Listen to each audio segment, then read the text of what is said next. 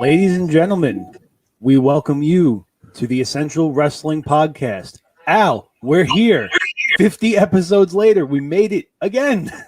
You know, Ty, it's funny how we got to this. If you rewatch episode 1, and I've done it a couple times, it's actually really funny just how far we came. And I said it back then, like, we're going to look back at that episode and laugh. And it is kind of funny how our producer was in, the background in the opening shot. The first words ever spoken on the show are, "You are live" by him, So it's but yeah, we got 50, Ty. We a show that wasn't really supposed to amount to anything, and here we are.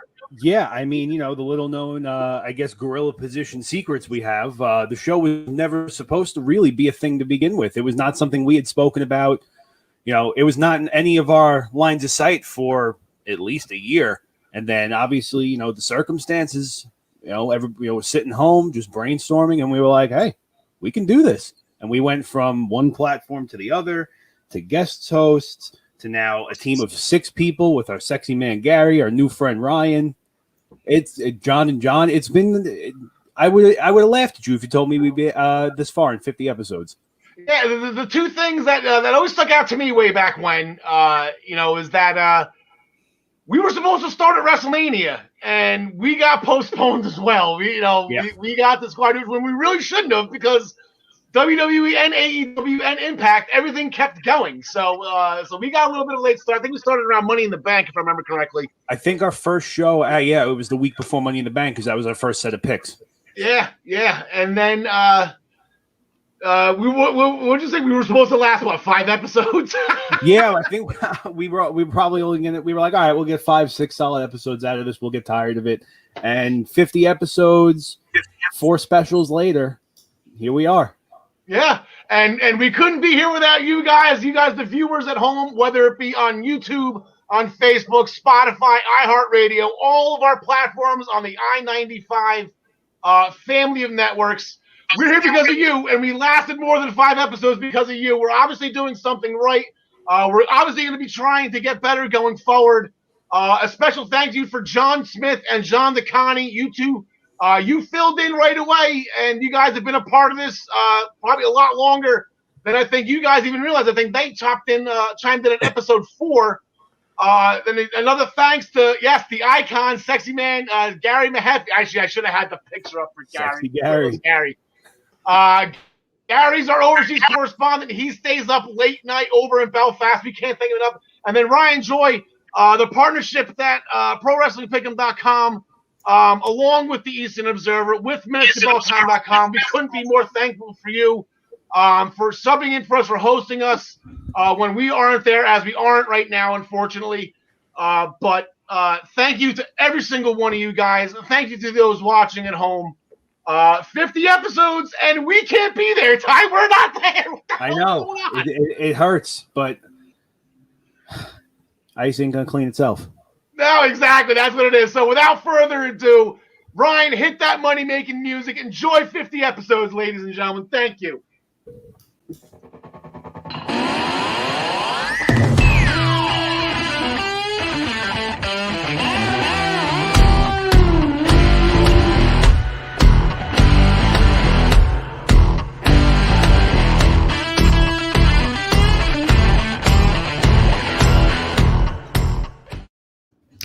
All right, thank you, Al. Thank you, Tyler. Ladies and gentlemen, this is the Essential Wrestling Podcast. I'm going to address the fairly significant flaw in that opening video in just a second. But first, let me introduce the people on the screen. I'm Ryan Joy, filling in for Al Karl this week. And below me, you see John DeConnie, the first ever Pro Wrestling Pick'em champion, the living legend. How are you, John? Good. Doing well. Glad to be here. 50 episodes. This is good stuff. Love it.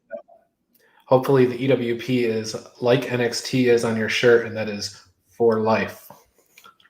And then above John and to my right, I guess, is John Smith wearing his Andre the Giant shirt. He's the man who provides advice every Wednesday on the Daily Wrestling News Show. John, your tip last week was to make sure you stretch before you do anything strenuous. I hope that you're feeling okay for the EWP today? Oh, I'm feeling fine now, but I was hurting for a few days from that. But yeah, just very happy to hit 50. I didn't even realize we were recording these things, so I'm just happy to be along for the ride. Well, as mentioned, there was Al and Tyler did that great video to lead us into the show. There was a fairly significant thing going on, and I wanted to make sure I bring it to everybody's attention. So we have a bit of trivia, so I hope you guys were paying attention. Your question is, just what happened at Tyler's house? Your choices are B, the Adelle family wished the entire cleaning staff the best in their future endeavors. C, the blanket is covering up something he didn't want us to see. Or D, none of the above. Guys, I don't know what happened there. I wish Tyler the best. John, it looks like you have a theory. I have no idea. I wasn't paying attention, to be honest with you. I was more so listening and watching. Because I got Escobar and Kushida on the other window right now that I'm refreshing my memory with. Well, I'm glad you brought that up, because on today's show, we are going to talk about our new Cruiserweight champion. Gary's going to come over from NXT to talk about NXT UK. Travis is going to be in my normal spot, as he typically is when I'm in the hosting position. He's going to talk about the New Japan Cup USA and a couple of other cool things that are happening. We have Darby Allin squeezing by Matt Hardy, but Darby has another TNT title match this week. We're going to get you caught up on SmackDown and Raw. We are going to make our picks for the upcoming week's shows. Graphics will be presented by minutestobelltime.com, and the show, as always, is sponsored by the brand new 2021-22 season at Pro Wrestling Pick'em. Guys, go out there, join so you can make your picks alongside us. Join the Essential Wrestling Podcast pool or whatever. Make your picks, score the points, dethrone Karl, who won this year's pool. But most importantly, play against your friends or play against the universe. All right, get those names back up. Okay, we're going to main event the show with the huge title for title match at Impact Rebellion this weekend, but we curtain jerk the show with NXT and that big Kushida victory. So with that said, tonight we have Kushida's championship celebration. He's going to be doing an open challenge, but let's see. Who's talking about Kushida? Santos. John Smith, take it away. Yeah, this one was a big shocker to me, but I mean, I kind of saw it coming when Kushida didn't come out in his normal attire. He showed up in some normal wrestling trunks, and you don't normally make a change like that for no reason. And it had a reason, because now he's at the top of the cruiserweight division, and the match was great. Santos put a beating to him. He made him earn that title. He put a Walls of Jericho on him on the top step of the ring steps, which was pretty awesome. And then Kushida went for a springboard upside down something or other off the ropes, and he got put into a backstabber instead, which was pretty awesome. But Santos just fell short because he was all beat up from that awesome unification match against Devlin the week before. So, I had called for him to lose that ladder match originally so he could go on to bigger and better things. And, they just did it a week later. And now I'm hoping to see him, maybe he can revisit the feud he had with Karrion Kross, and that could be Kross's first title defense. Well, so that's interesting. We'll get to that in a second. But Kushida tonight is supposed to have a championship celebration. That's how they've been marketing it, they being WWE, up until a couple of hours ago when they changed it to now Kushida's doing an open challenge. He is returning the favor to the locker room. So I guess the question is, guys, it's our first pick of the week. A, who do you think is going to answer the challenge? And B, does Kushida lose the belt on the first go round? John Smith, I'll start with you. I haven't been nailing my NXT picks lately.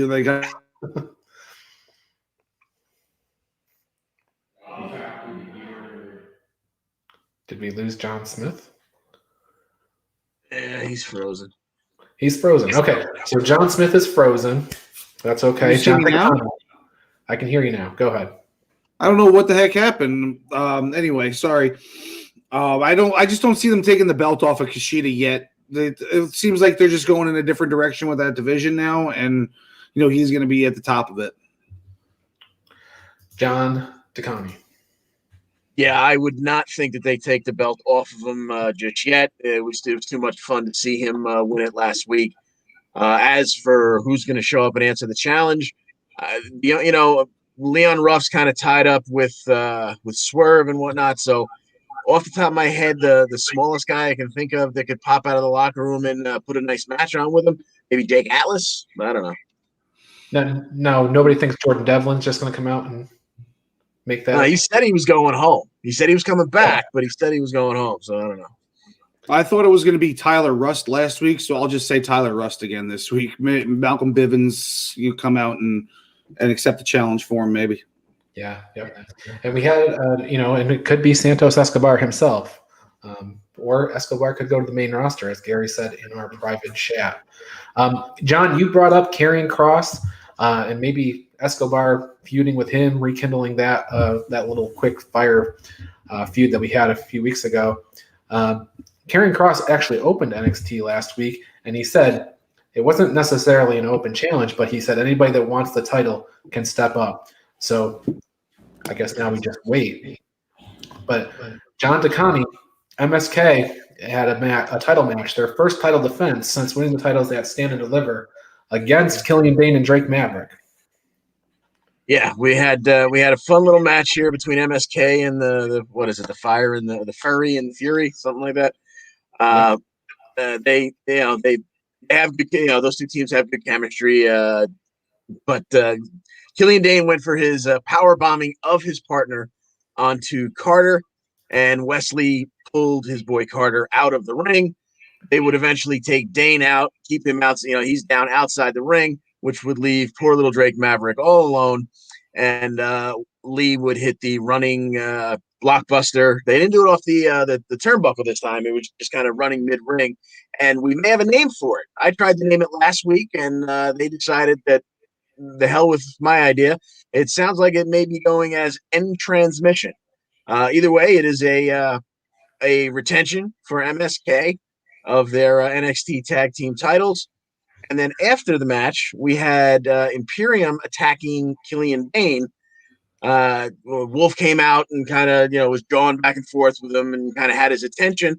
And then the other, Eichner and Bartel, jumped him from behind, left him laying. They hit their pose, hit their music, and segment. But looks like that's the direction that Dane is headed. Hopefully Dane and Maverick. But they're going to, I assume, have some issues with Imperium moving forward. Yeah, it seems that way. And, I'm fine with that. I think that'll be a interesting block of feuding there. So, although you say that, but Thatcher and Ciampa had their say later in the show too. Ciampa said basically to MSK, "We're coming." So basically, Walter was kind of a little blip in the road, but Thatcher and Ciampa apparently are coming for MSK. We lost John Smith. Not sure what happened there. Hopefully he resurfaces here in a few seconds.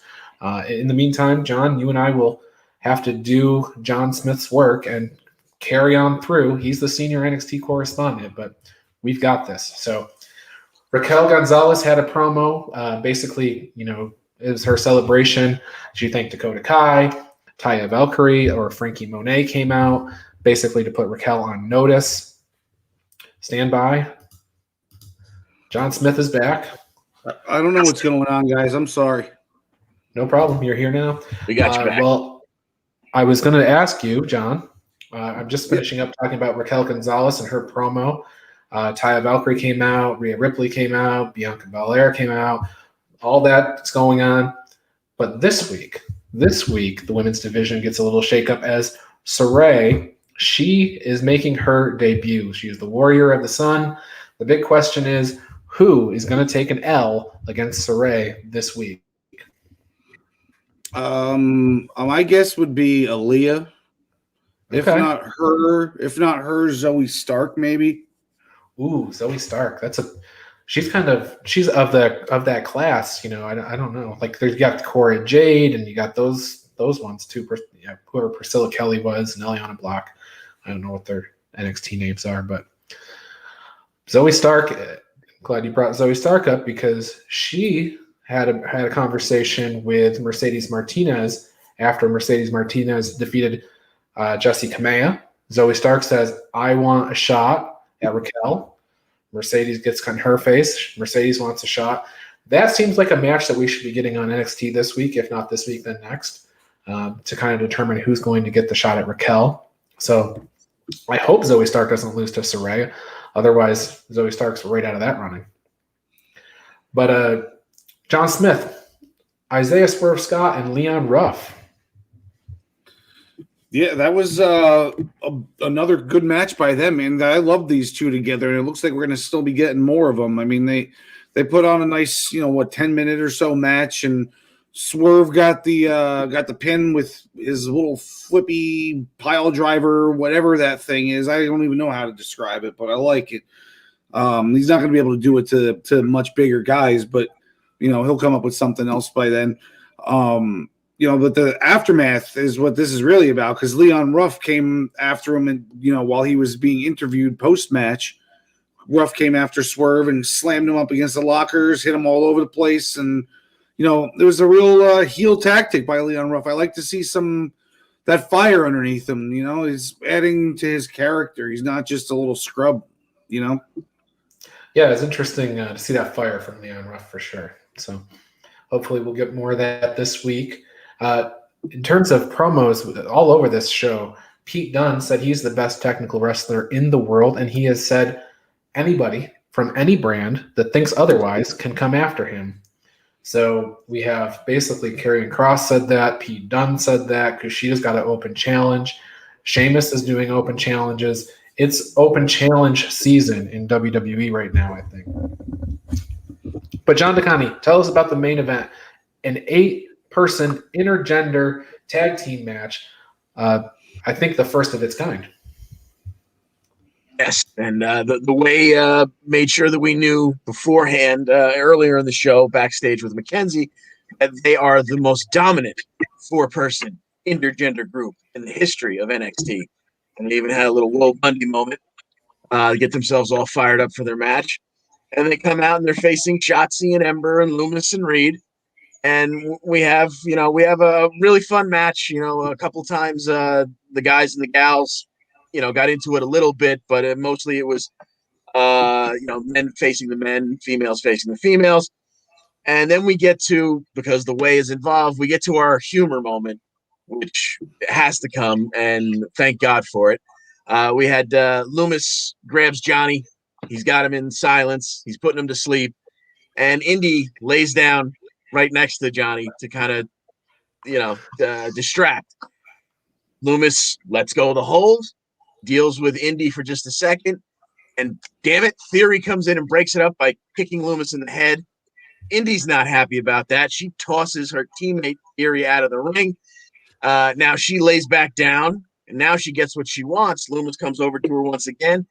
He carries her off over his shoulder. She gives us a little wink and a nod on the way out, let us know she's okay and she's enjoying the festivities. But now, without the heart and soul of the team, indie wrestling there, it's all downhill for the way. Ember hits a big time eclipse on Austin Theory, who would now, be the brunt of the rest of this match. Johnny Gargano tries to take Reed, who's now sitting on the top turnbuckle. He tries to take him down. That doesn't work. He gets front suplex onto Theory. Theory takes another bump. Now Candice comes over. She tries to take Reed off the turnbuckle. Obviously, that's not going to work. Shotzi grabs her, puts her up in an electric chair, face plants her right into Theory, and then just to put the cherry on top of the whipped cream, he gets a tsunami, and the way takes a big L, and Shotzi, Ember, Loomis, and Reed get the victory here. Now, it's been a minute since we've had a wrestling wedding. The last one was Miro and Kip Sabian and Penelope Ford, but certainly things are lining up. The stars are aligning for Dexter Lumis and Indy Hartwell. And James Wheeler would like to say that if he was to book this romance, they would definitely have a wedding that has some vibes from The Bride of Frankenstein. So good call, James. Good call. And Dexter Lumis is busy again this week on NXT. It's the first match we get to pick this week, really. LA Knight versus Dexter Lumis. John DeCounty, I'll go right back to you. Who do you think in this match?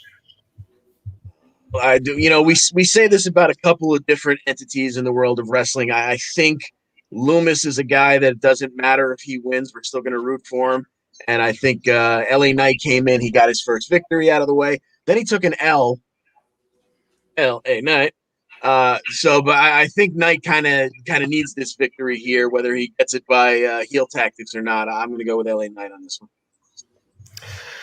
Okay, John Smith, LA Knight, and Dexter Lumis both sitting at 2-2 for the year. What do you think, John Smith?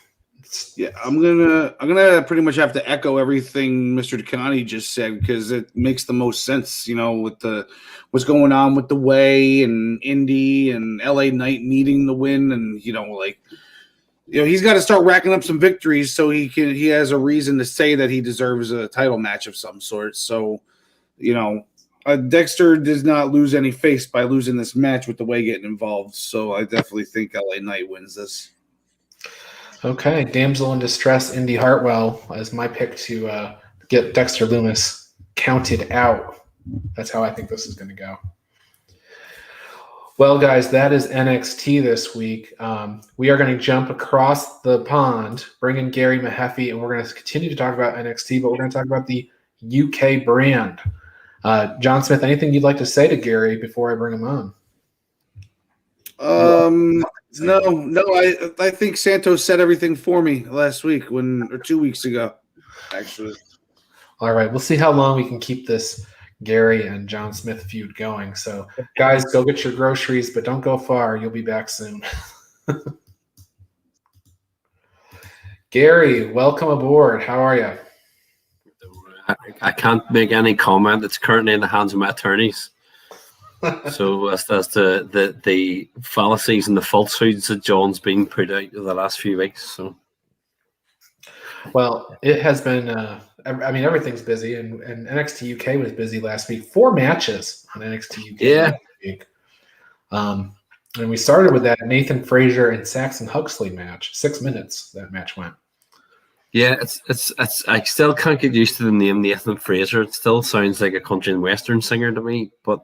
Because that's hard to at all. Yeah, I know.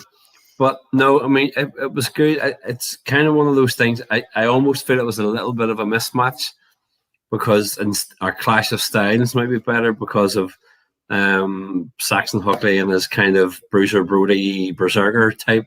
Yep. The way he sort of wrestles, but. They are very behind Nathan Fraser, and saying it was good to see him say when he won with the frog splash events, as you say, in the 6 minutes.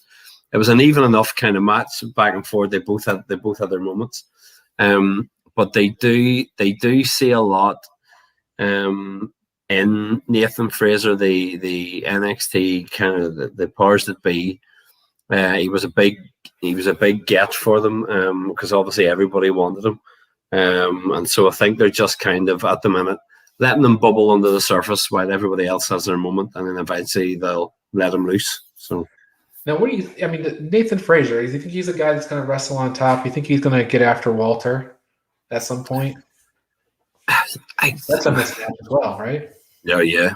It isn't it what funny because obviously we were having that conversation backstage about like who would come up to Walter and who would do it.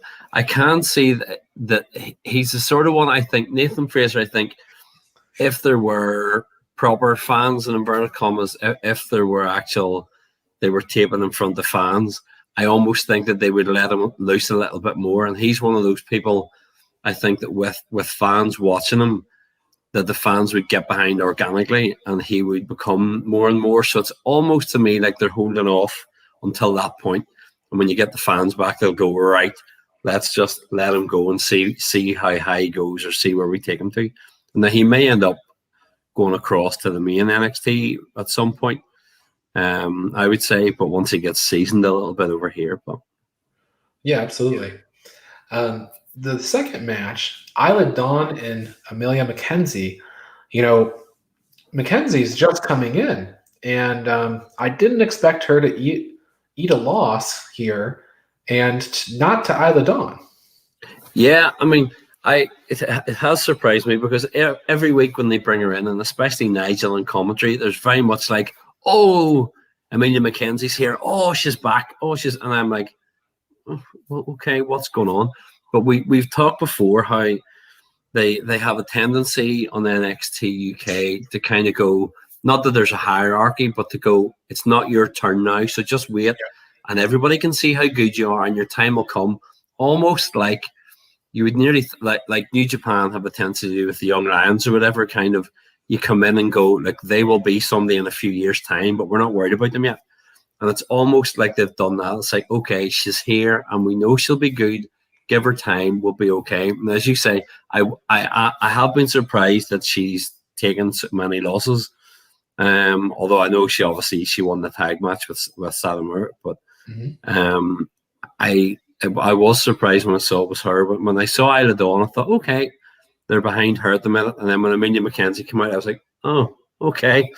I don't fancy her chances here, but to say it was good. And I will say that Isla's finish, which seemed to be that half Nelson suplex with like the bridging version of it, it looked like a great finish. It looked like she'd killed her when she pinned her with that. So to be fair, they've done a good job. Now that it's Isla's turn to come through a bit. Yeah, it's interesting. They're spending a lot of time on Isla Dawn's character work. They've given her those vignettes in the back. She's had some interaction with Kaylee Ray. So she's getting a little bit of a rub there, and you're kind of just waiting for them to explode and have a match, right? I mean, yeah, and let's say I've seen Isla live a couple of times that she's been across. There was an all-female show here in Belfast a couple of years ago that she was on, and again, it's not one of those, when you see them live, she's good, and you can see fundamentally that she's great when she's live. But when there are fans there and there's somebody to naturally bounce off, you can see her character. And now that they've tweaked it and turned it a little bit, again, you kind of go, she would be another one as a heel that would work really well and feed off the fans. So the sooner the better. Yeah, absolutely, for sure. Speaking of people who don't often get wins, Jack Stars. Where'd this come from? Yes, yeah, the Barry Horowitz. Yes, Barry Horowitz, yeah. The Barry Horowitz of NXT UK. Jack Stars gets a win over Ashton Smith. Now, Ashton Smith, not known for getting a bunch of wins himself, but still, this is the story. Come on, Jack, get your wins. Yeah, I mean, maybe he'll be the one to take on Walter. I mean, I know I've said like every time about the fans.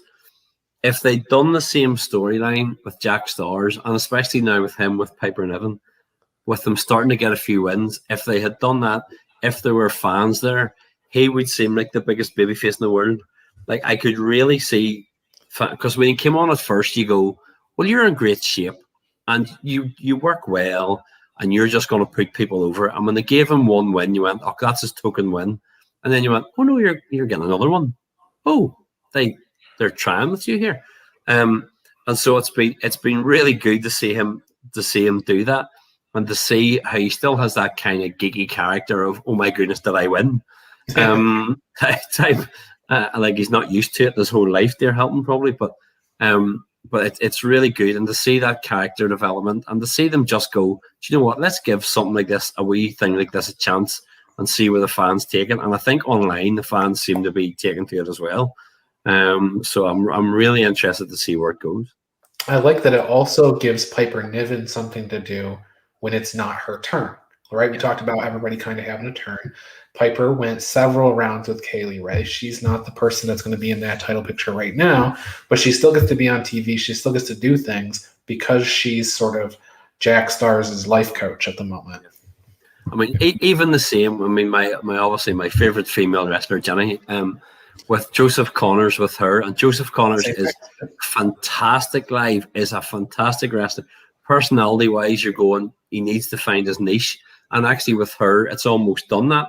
Where you say it's the same thing. You go, it's not your turn. You'll get the odd match, but just keep coming out with her, and people will remember you're here, type of thing. And you go, as you say, for Piper, it's the same type of idea. Yeah, absolutely.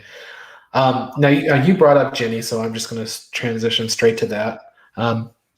Ginny, I don't think they actually announced the match on NXT UK, but Ginny seemed to indicate that she was going to be wrestling Dani Luna on this week's episode. So I guess we got to pick the match.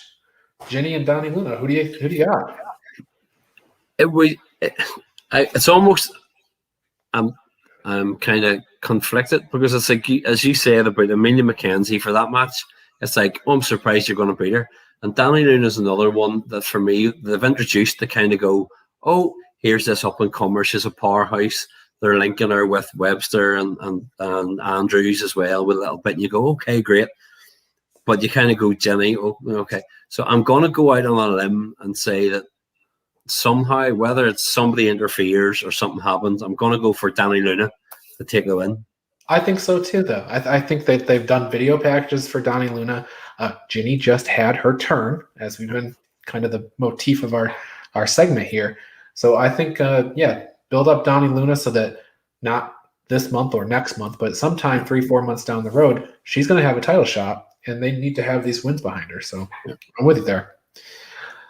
So the Supernova sessions, our favorite segment, our favorite talk show, I guess, in all of wrestling and outside of wrestling too, probably. It's our favorite talk show. They had Gallus on, and they got company. Yeah, when the Hunt version 2 come out at the end of it. Awkward for me still, but yeah. Yeah. There was something I still haven't found out. Something must have happened while Boer. There must be an injury, like something major, but I'm trying to find that out. But you had Eddie Dennis obviously came out and antagonized him, and then the Hunt attacked him from behind. And actually what I loved was you had the massive brawl going on, and it looks as if I think Eddie Dennis and Joe Coffey are fighting this week, I think, on NXT UK. But in the middle of it, you just had Noam Dar standing there going, as if this is great. I've made everybody fight, and he just is. I'm starting to love him more and more. It has to be said. I will say this about Eddie Dennis, because I've watched NXT UK since it started, and Eddie Dennis had a feud with Trent Seven, early part of 2020 and stuff. He'd always been there, but he wasn't very interesting until the restart. And all of a sudden, he is great at capturing your attention and just making you hate him right away whenever he speaks. Yeah. But you are right, Eddie Dennis versus Joe Coffey. That is a match that we are going to be seeing this week. Let me pull down the banner so you can see that Eddie Dennis has not had a match, not a singles match anyway this year. Joe Coffey 2-1. So Gary, who do you got? I'm going to go against all of my instincts, and I'm going to go Eddie Dennis. I'm going to say that that now there'll be some sort of, again, possible interference because you've got the Hunt doing that, or it could end up with a DQ leading to a 6-man down the line or something. But I think if there's going to be a winner in it by some way, shape, or form, it'll be Eddie Dennis. Either Eddie Dennis wins or Joe wins by DQ, but I'm going to go Eddie Dennis to win. Impossible. Gallus boys on top. That's where. Well, I wish, but I really enjoyed. I think it wasn't this episode. It was 2 episodes ago. The Fight Club thing that they did with Wolfgang. Whoever does the videos for NXT UK and all the promo stuff, like they are really exceptionally good videos. When you think of the ones that they did of the personal pieces on Dragunov and stuff as well. Back a couple of months ago, they've all just been brilliant. So big props to whoever does those. I'll say that specifically for NXT UK and the NXT brand on the States side. Both they're doing incredible video packages, incredible pre-tape promos and things like that. I think that in a lot of ways, the main roster doesn't do a lot of that stuff. Of course, they do video packages to introduce matches before pay-per-views. but not a lot of pre-tape promos and stuff. So I think I heard Uncle Dave saying that as for NXT in the main roster, they signed a guy from OTT here in Dublin, yes, who did those packages, and the video packages for OTT were amazing. Apparently, he's gone across, and I think he was responsible for the Cole and O'Reilly one recently. And so, as you say, they've just been phenomenal. So, yeah, 100%. Kenny Williams and Amir Jordan, they had the main event last week. And it went 11 minutes, 30 seconds. Kenny Williams uses some underhanded tactics, but he got the win. But it doesn't sound like Amir Jordan's completely done with the situation yet. So. No, I was watching the two videos. There were two backstage videos, and where Kenny Williams was like, "Oh, he's nobody, but I'm going to move on up the cut to take anybody on." And then Amir Jordan was like, "No, you're not, big boy. I'm still coming for you." So you can see some sort of grudge match down the line, and I'm pleased to see it. And I was genuinely pleased to see that they got, when they did their match, they allowed them to be the main event, because it has built up over a lot of months. It has been coming, and then it came up, and I went, well, fair dues. They've given them the main event. They gave them a good amount of time to have a decent match, and they are both good. But you can obviously see that they see a little bit more in Kenny Williams at the minute. As you say, it's his turn. He'll have his go. And whether he ends up linking up with the like of a Noam Dar and Shah Samuels, or whatever way he goes, they'll give him a chance, and then it's up to him to kind of prove that he can run with it. So I think he's just 1 or 2 wins away from a Heritage Cup shot or whatever. Of course, I could ask you the same thing I asked you about Nathan Frazier. Is Kenny Williams the guy to take down Walter? They have a lot of guys in that body type that are hard to believe would be able to take down somebody like Walter. But anything else over in NXT UK, Gary, that we need to talk about? No, I mean, as we were saying, I've been waiting on a few. There's been a few names rumored of due to start soon or whatever, and I'm waiting to see if some of them come through in it when they debut. But I'm just really looking forward to it. And as I've always said before, if anybody has never watched it, it will be an hour of wrestling TV that you will not regret watching. It's a great show, really well paced, and just really well worthwhile. Yeah, and if you're only a WWE person, this is on Thursday, so there's no other WWE programming that day. So, and it's on at 3:00 in the afternoon. You can catch it on demand if you're at home making dinner or something. Yeah, definitely tune in. If you can't keep your attention on it the whole time, Nigel McGuinness will keep you up to date on whatever's going on in the ring. So, Gary, thank you so much. I think it's time for you to tell John Smith exactly what you think of him before we let you go. Told John Smith what I think of him, I would get kicked off the air. So we're going to do that anyway. It wouldn't be. Jordan's day will come, and you'll see when Jordan, the cream will always rise to the top. That's all I'm going to say. I will take the Jordan Devlin Kushida match as soon as we're ready. Yeah. And you know what? He could answer Sheamus's open challenge too. I'd be fine with that. So, but Gary, we'll see you next time. I'm going to bring in Travis. We're going to talk about New Japan and all that stuff. Thank you, Gary. See you later.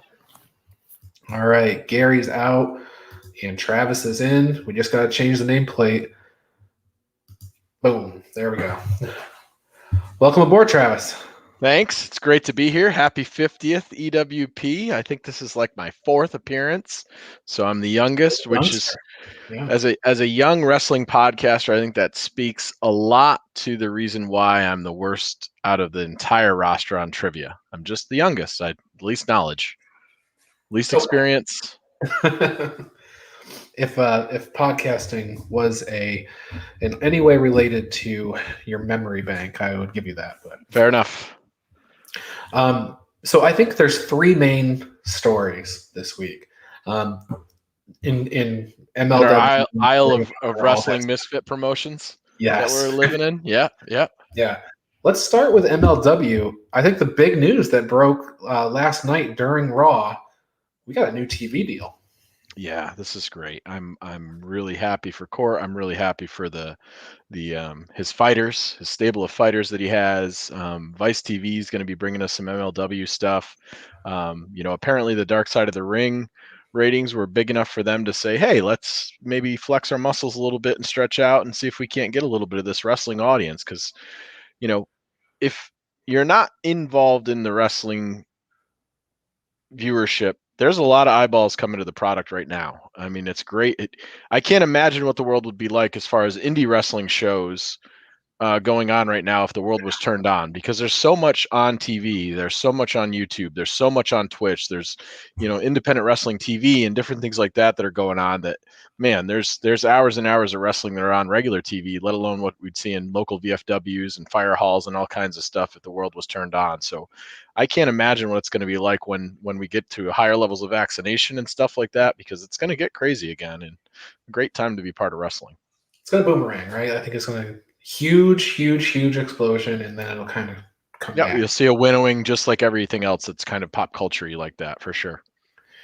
So we know that Vice TV deal is going to start sometime in May, but in the meantime, we have Fusion this week. Hammerstone has a press conference. I assume he's going to challenge Fatu, but I could be wrong. Gino Medina versus Rocky Romero tonight, and also TJP, or not tonight, tomorrow night, and TJP versus Buku Dao. Yeah, so that's finally going to pay off a little bit of this. This has been, this is about, gosh, we're probably 4 to 6 weeks in on this thing where, TJP was essentially supposed to be the mentor a little bit for Buku Dao, and ended up getting frustrated during a tag match and kind of beat him down and took some, a couple of fines and different things like that. So maybe we'll see if Buku Dao gets his comeuppance here against TJP. We'll make the pick. What do you think, TJP or Buku Dao? What do you think? I think we're going to see Buku Dao. Me too. He's interesting as a wrestler. He brings a nice presentation to the ring. It gives TJP something to work in and spin off of. And I don't know as we're going to see any kind of interference in this one. It'll be interesting. TJP is one of those people that, like, he kind of falls in that category with even, Rocky Romero's working a lot of loops now. You got Leo Rush that's working a ton, ACH, different people like that. TJP is all over the place too. So maybe he's going to get more solid footed, and MLW may be his actual home with the new show coming and stuff like that. So I think this is a good place to establish an inner rivalry there. I'm gonna pick Buku Dao here. I think he takes this one. The other match we talked about was Gino Medina versus Rocky Romero. Gino Medina, Travis, we saw at the Collective live, and it was like one of the first matches that we saw, and it was a ref stoppage because something happened to Gino. But yeah, Gino got dumped on his head or something, so was not doing good by the time we had walked in through the gates there. And we got to see Rocky too, so we, loosely got to see both of these. I'm going to say this is probably Gino just due to his affiliation with Team Filthy and stuff. I don't know if Rocky needs this match, and it just seems like he kind of needs a win. I think on the Lawler Island match, he might have gotten pounded on there. And Gino lost his match against Richard Holiday last week. Yeah, so Gino could use the win, and Rocky's kind of just here for really good window dressing, I think. Yeah, and Court Bauer is supposed to make a great big announcement again on the show tonight. Court Bauer being the owner of MLW, so this could be a return of fans. I think that's what everybody thinks. So maybe he'll announce some dates there. But yeah, they've got shows, I guess, booked in Philly and Chicago right now. So I assume that's what we're going to see. And if you look at the video package, that's what they were showing. Although it was interesting, like 2 seconds into the video, they show a wonderful screaming gal that's excited about MLW, and she's got a Road to WrestleMania shirt on. So, I was surprised they cut that in, but what are you going to do? You can't avoid all that stuff. If you're a company the size of MLW, it's not like you can pretend that WWE doesn't exist. Correct, absolutely. Especially that's where Court came from. So the other big story going on is New Japan Strong. We are looking to get our New Japan Strong Openweight champion this Friday. It's going to be either Brody King or Tom Lawler. We are down to the end. What do you think? So I'm going to take Tom Lawler here. And the reason that I'm going to take Tom Lawler here is a story has to come out of this tournament, because the tournament was a story. we created some story. There's some angles in there. We've got some, the early part of this card has a little bit of development there and stuff like that. But I think you need a guy who's a faction leader to kind of be the one to take this tournament down, because you have to move on to something else. You have to transition to something else. And like, I think early on we thought that this person was going to get a match against John Moxley, and it doesn't seem like that's the direction they're going anymore with the brand new, really nice looking belt that they introduced and stuff. So I think there's an amount of it that needs to go to Lawler. Although it's interesting with the new MLW show and not knowing where contracts are and stuff like that, Brody King could be the guy too. I don't know. It just feels like Tom Lawler with the belt is more interesting to me, given his accolades and how many fans sort of outside may recognize Lawler versus Brody King. I think Brody King's kind of a newer face, unless you're familiar with ROH and the stuff that he did with Villain Enterprises. So, plus, I think you picked Brody King on the show this morning, so this way you're 100%. I'm covering my bases, and I feel more pressure for my picks here because you guys do the pro wrestling pick'ems, and we just loosely discuss the matches on Daily Wrestling. So I am hedging my bets here with this one. You're going to be right. There's exactly. That's right. Okay, so we have that. And John DeConi, while you're sitting backstage, do me a favor, and if you haven't seen the New Japan Strong belt, I know you're our belt enthusiast. Do Google that so that when you come back on the screen, I can ask you about that, and you can tell me whether it's garbage or great. But Travis, the other news that broke a couple of hours ago, actually, only, is that Ring of Honor, they announced they're going to do a women's tournament this summer. But before that happens, apparently every Wednesday, it's going to be Women's Wednesday on their YouTube, and they're going to be showcasing women who are trying to potentially get in the tournament. So yeah, Wednesday night women's division, they had announced that they're going to have a tournament for the belt. So it's been a little while since we've seen a Women of Honor belt kicking around. So from that announcement and stuff, I gotta assume that they're going to kick off this Women's Wednesday division with Angelina Love versus Quinn McKay. That's the only thing that's kind of out there. That's a storyline that needs to kind of be paid off. And they haven't really announced who the rest of the competitors are or anything like that. I'm sure over the course of the next couple of weeks, they'll use some of that to build up with, though. But I'm excited to see it. I mean, women's wrestling is definitely grown around the country. And gosh, when we were in Florida for WrestleMania weekend, we saw a ton of great women's talent that I wasn't familiar with, and there's certainly a lot of room for them on a lot of shows. So it's nice to see they're getting essentially their own show, and outside of Stardom and a couple of other places, like, this is a promotion that's dedicating an entire media hour or 2 hours or however long the show's going to be to just women's wrestling, to kind of give them their own thing. So I think it's really cool. I am personally hoping, as somebody who went to Maryland Championship Wrestling up there in their Ring of Honor's home base, that they are going to bring in Gia Scott and Aria Palmer. Those are former women's champions. Actually, Gia is the current women's champion at Maryland Championship Wrestling. So I'm hoping that they're going to use those. I think Gia was part of the original tournament that they were supposed to do last summer. So, and don't sleep on my new favorite, Lady Frost. She's also in that area as well. Yep, she was there for a MCW show before the pandemic too, and it was right before. It was like December maybe. So yeah, hopefully we see her there too, along with Billie Kay, Peyton Royce, Mickie James. Anybody else? Yeah, I mean, we've got a lot of talent we can pull from at this point. A couple of them got released, and there's Chelsea Green that's kicking around out there too. So I hope that ROH kind of takes that, and they're not shy about, there's no such thing as a forbidden portal. ROH will grab you from anywhere. If you're a local wrestler, or if you just came off of WWE's locker room, they're gonna find a space for you and at least get you in there if you can go. So I think good things all around. I'm happy to see where ROH is going. They had their 500th episode on Saturday. Very interesting couple of matches that were really good, and nice to see some of the guys that are kind of the pillars of ROH go. And it's good to see this attention and focus back on the Women of Honor as well, because it's kind of been missing from the show. Yeah, absolutely. So I think with that, we can switch to AEW now. I'm ready. So I'm going to bring in John and John. I think I got to take you out first. Yeah, that's usually what happens. This is a mind thing for me. So Travis is gone. John is in. I think then Travis and then John. I think that's how we got to do it. No, as soon as I put the Let's see. All right. All right. Holy cow! Honestly, I will take a bow. That was great. Mm-hmm. Okay. All Elite Wrestling. We're going to talk about Dynamite from last week. I've got the picks interspersed as we go. John DeConnie, going straight to you. First and foremost, how about that belt? What do you think? Yeah, just so everybody could play along, I pulled up a picture off of the Twitter feed of the gentleman who made it, and it's probably not going to show up. But Good yeah, enough. there you go. You got the Lions on the side plate, Yeah. you got the NJPW Strong logo in the center, made by the same guy who made the new world title that everyone absolutely hated. This one I think is perfect for what it is. It's that's their American show, right? Yep. Okay, yeah. So this one's a lot more plain than most of their belts. Well, at least the heavyweight and the light heavyweight. And it's nice and crisp looking. You got the Lions on the side. You got the big logo in the center. Good looking belt.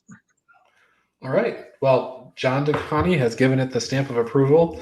I am not authority in this. I just know what I like and what I don't. But if John says it's good, then he's the authority. So I just disliked that heavyweight belt until it was known to me that it was going to go on Ospreay's waist. I think the belt shape looks great on Will Ospreay. Other wrestlers, not so good.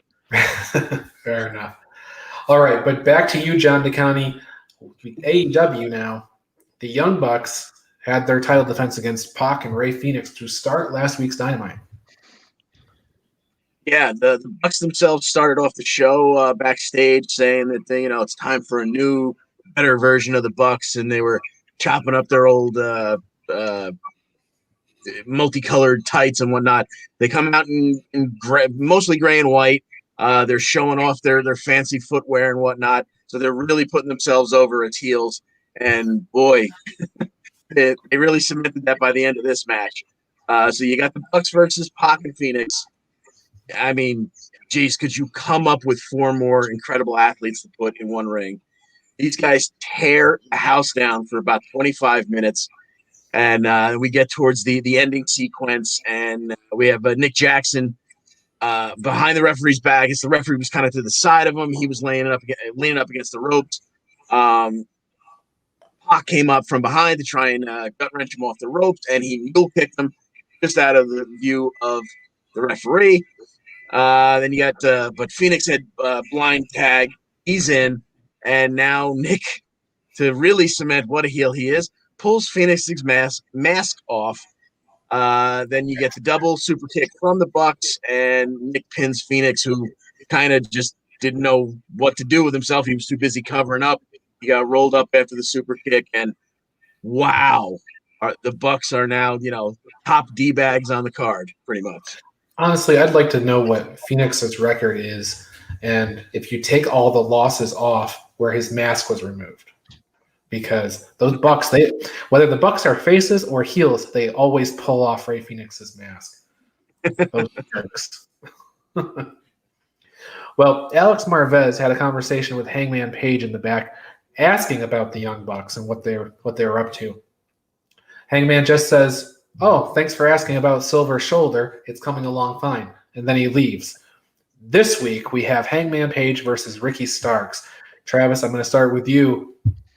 Where do you think this one's going to go? We got Hangman and Starks. Hangman's a top guy. Starks is on the climb. Yeah, Starks is on the climb. I'd love to see Starks win this match because I think he's phenomenal, and I think he's one of those young guys that's going to be a pillar. And not to take anything away from Hangman, but Hangman was kind of hot shot to that position when he got to be in the first real main event against Jericho, and I definitely think they made the right choice on where the belt went. But it feels a lot like Hangman is going to the top of this card, and what a story it would be, Hangman versus Kenny for the belt after some. A bunch of different stuff towards the end of the year this year. So I don't see Hangman losing here, though. If it were to happen, I think we're going to see some maybe like Blood and Guts is coming up. I can't imagine it's going to be one match that's 2 hours, which means if you're going to bring out the War Games rings and stuff like that, you got to have a whole faction to do it with. So if we're going to throw the Dark Order out here and maybe Team Taz comes to break it up, we could have Team Taz with Hook in the gang and any of the 27 Dark Order members in the ring as the first blood and guts opener match. That's the only way I see Hangman losing this would be, Hobbs or Cage or something like that. And maybe they'll blow that off in a blood and guts to start that show with Cage kind of ripping apart everybody in that faction, which I think is coming. So James Wheeler has a theory on the blood and guts too that I will put your comment up in a second here, James. I just want to get through these picks. John Smith, what do you think about the Ricky Starks and Hangman Page match? I think Hangman's going to take that one, no doubt. I don't see how he doesn't win that. Yeah. Okay. Well, Travis just laid out one option. John DeConnie, do you have any other thoughts on this? Yeah, just looking at it, of course, right off the top of my head, I say Page, and Page will be my pick. But the only thing that creeps up in the back of my head is I think we all kind of are in agreement that Page is headed towards Omega. And that's going to be amazing. That's some nice long-term storytelling. But it is long-term storytelling. The belt collector hasn't really even collected all but the one belt, well, two if you count AAA.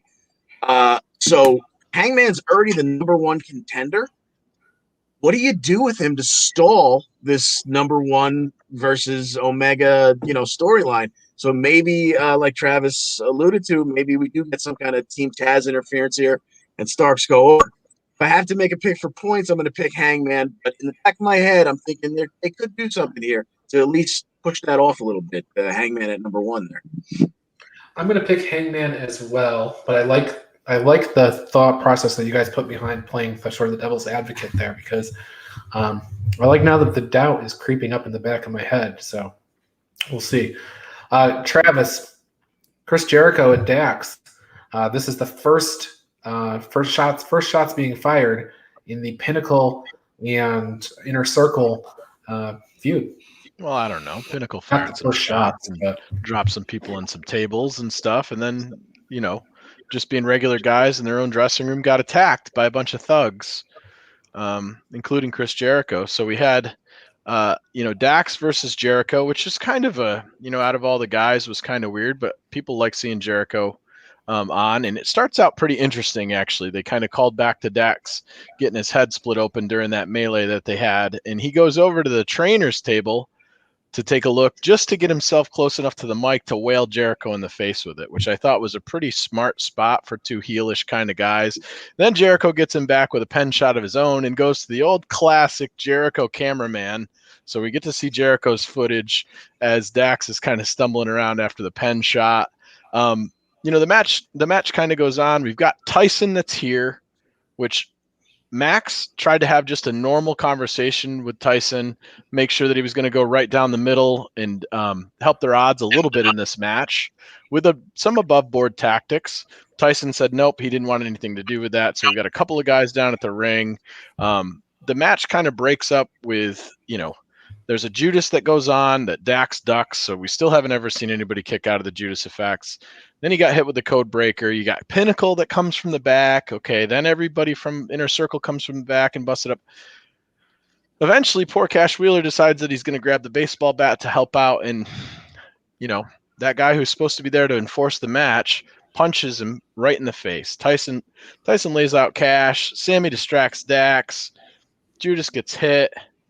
Then we find out that those dirtbags from the Inner Circle they're bringing Mike Tyson into the Inner Circle.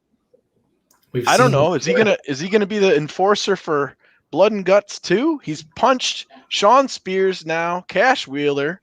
He's like a hitman. This goon squad of Inner Circle guys. I know. I don't know how he can't be like barred from the ring, or can we get him in the shark cage, the Kevin Owens, the Jericho cage, or the JJ cage above the cage. We get 13 Cage, Christian Cage and Brian Cage can watch with Dallas Page and Ethan Page. I was disappointed with the finish, especially with Tyson being a new member of the Inner Circle. I think he's a marked man. Like, anybody can call him out for matches at this point, and I hope he watched what happens to celebrities that get involved in matches that aren't named Bad Bunny. All right, that's your comedy segment from Travis. There was a little bit of summary in there, but a lot of judgment. I got to call it right down the middle of the way that Max would want me to. Yeah, exactly. And you did. Okay, well, I will do a brief summary of the Jade Cargill and Red Velvet match. Red Velvet missed a moonsault. Jade Cargill hit Jaded. 7 minutes, 34 seconds. That's the end of the match. Britt Baker then brings up the stats to show us, yes, Red Velvet has now the same number of losses as her, but Britt Baker has more wins, so she's moving up the ranks. Keep that in mind for when we talk about the women's title match, which we will right now. Tay Conti versus Hikaru Shida. I'll start with you, John DeConnie. Do we have a title change in the women's division tomorrow night? Oh God, I would love that so much because I am all in for Tay Conti, but I think Shida has had the belt for so long at this point. It's going to be such a big moment. The belt changes hands, so I'm assuming they're going to hold it off for a pay-per-view or maybe even the main event of a weekly special weekly episode of Dynamite. So, if gun to my head, I got to say Shida retains again. Okay, John Smith. I think that's the common thought from everybody here is that Britt Baker's going to be that person who takes it. What do you think? Yeah, I mean, we've been saying it since last summer, though. So when the heck is it going to happen? I mean, I would love to see Tay Conti win it. I don't think she will, though. But she's not just a pretty face. She's a very skilled at jiu-jitsu as well. So. I wouldn't be taking her lightly. She knows what she's doing in there. Okay. Travis? So John Smith and John DeConnie, you both picked Shida, though, right? Okay. Travis? So I think this has got to be Shida unless we see Alex Reynolds dye his hair and they do some twin magic to get the cover here. It's got to be Shida going over, right? Unless there's some Dark Order help there.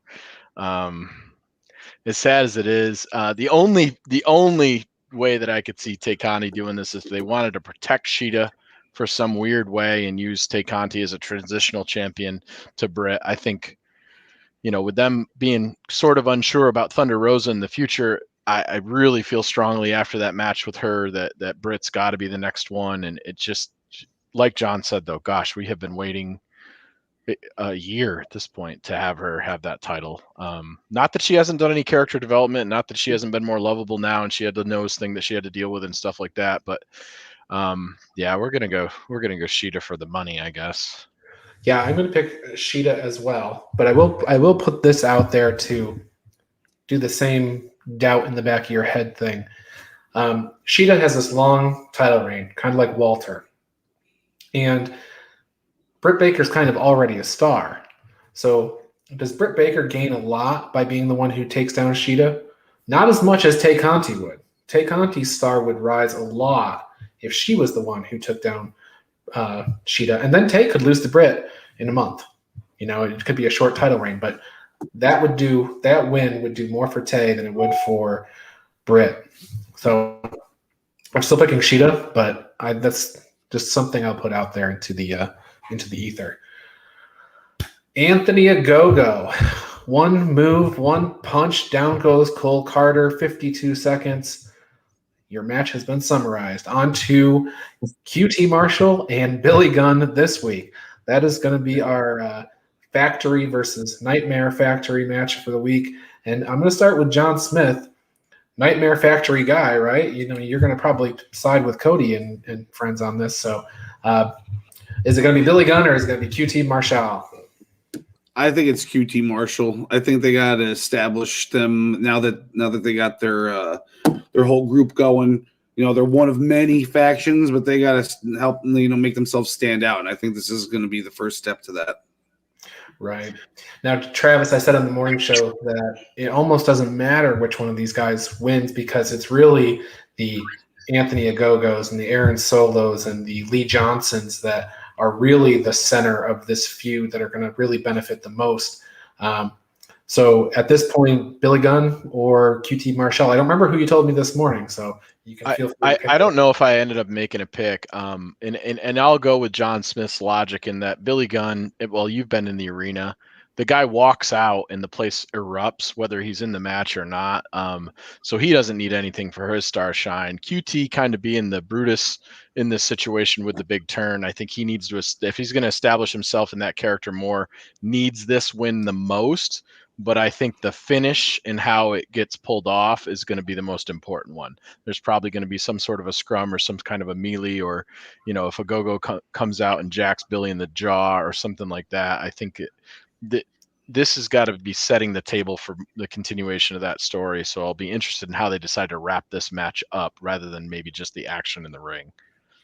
Now, wrestling fans are the ones that are watching the show, so I just want to make it clear that Travis was not talking about Brutus Beefcake in that comment. He was talking about Brutus, who double-crossed Caesar, which is something Jake the Snake brought up and blah, blah, blah, blah, blah. So, John DeConnie. Billy Gunn, if he went to WWE, as Travis indicated, Billy Gunn is over like crazy. He could go to WWE and be Universal Champion tomorrow. That's how over he is. But do you see him getting past QT Marshall? I think not if the people booking it, have their heads on their shoulders and not elsewhere in their anatomy. So, yeah, I think QT's got to put a stamp on his new group by getting a victory. All right. Well, you know what? I'm going to pick Billy Gunn. It's a feel-good moment on Dynamite. I'm picking Billy Gunn. What an ass, Crowd man. will go crazy. All right. So Don Callis and crew, they were talking. Don Callis says, just when you think you've seen it all, you haven't seen anything. Be prepared to be surprised again. He might have been talking about Billy Gunn's win here. Not sure. Chris Statlander beat Amber Nova 2 minutes and 53 seconds. Welcome back to our alien. She used a package pile driver modification thing.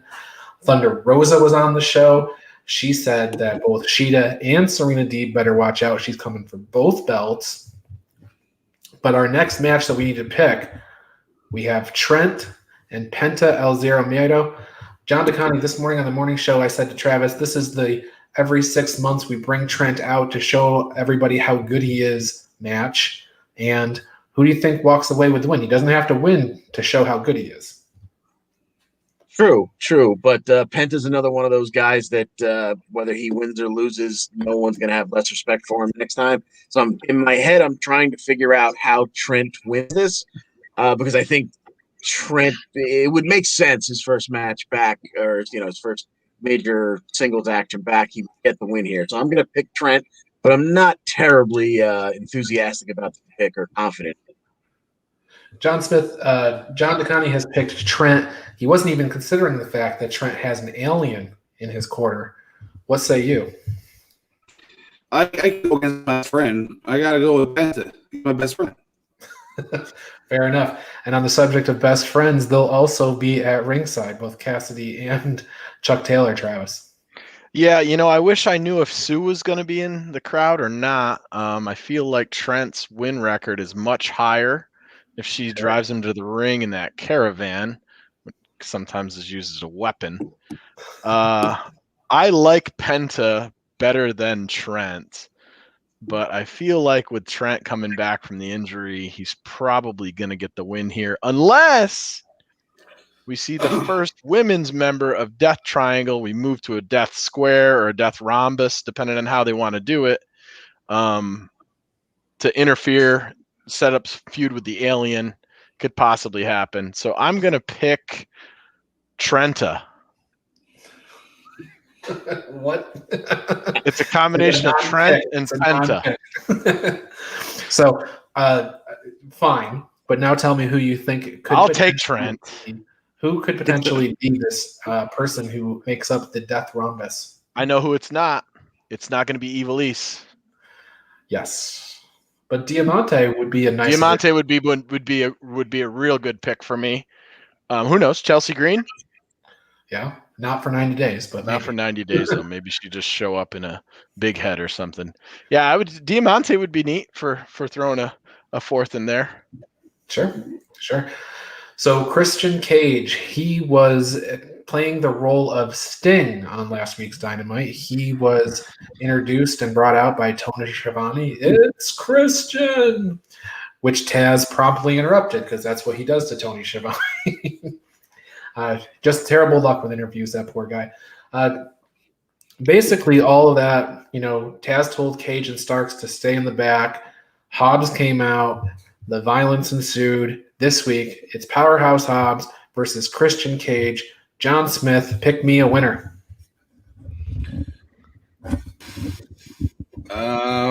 It's too early for Christian to lose, I think. So I'm going to go with Christian. I could see him losing by deceitful means, but I don't think they're ready for that yet. This morning on the show, as you bring up the deceitful means, this morning on the show, Travis, you were talking about Christian Cage possibly getting disqualified, which is almost unheard of in AEW. You've had time to think about it. So now that I've had time to think about it, I think it's really ridiculous that Cage and Starks had to stay in the back because Taz was worried about them exploding, and Hobbs actually broke chairs over Christian's head. I would love to see Will Hobbs win this thing and really stain up the early Christian, and then we're outwork everybody, and we got to kind of fight from underneath to establish ourselves and go, you know what? Maybe we're not hot shit, and this is a much bigger opponent than what he faced with Frankie Kazarian, and has no familiarity. And right now, he's kind of in that Sting position outside of having Darby, where he has no friends really. I don't think we've seen anybody that. What did we have? Mox maybe come out one time or whatever. I'm going to take Hobbs just on the outside chance that I think that Team Taz sort of needs to transition into something. And if it's not going into that blood and guts that I set up, something interesting around Christian might be cool. But, it feels like they sort of just did that with Sting too. So it's a tough match to call. I think John Smith's logic is sound. It's early for Christian, and it doesn't really establish him if he loses. But again, Christian's one of those people where I don't think it hurts him to lose either. So I'm going to take Hobbs just to be an outlier when it comes to that. All right, John DeConnie.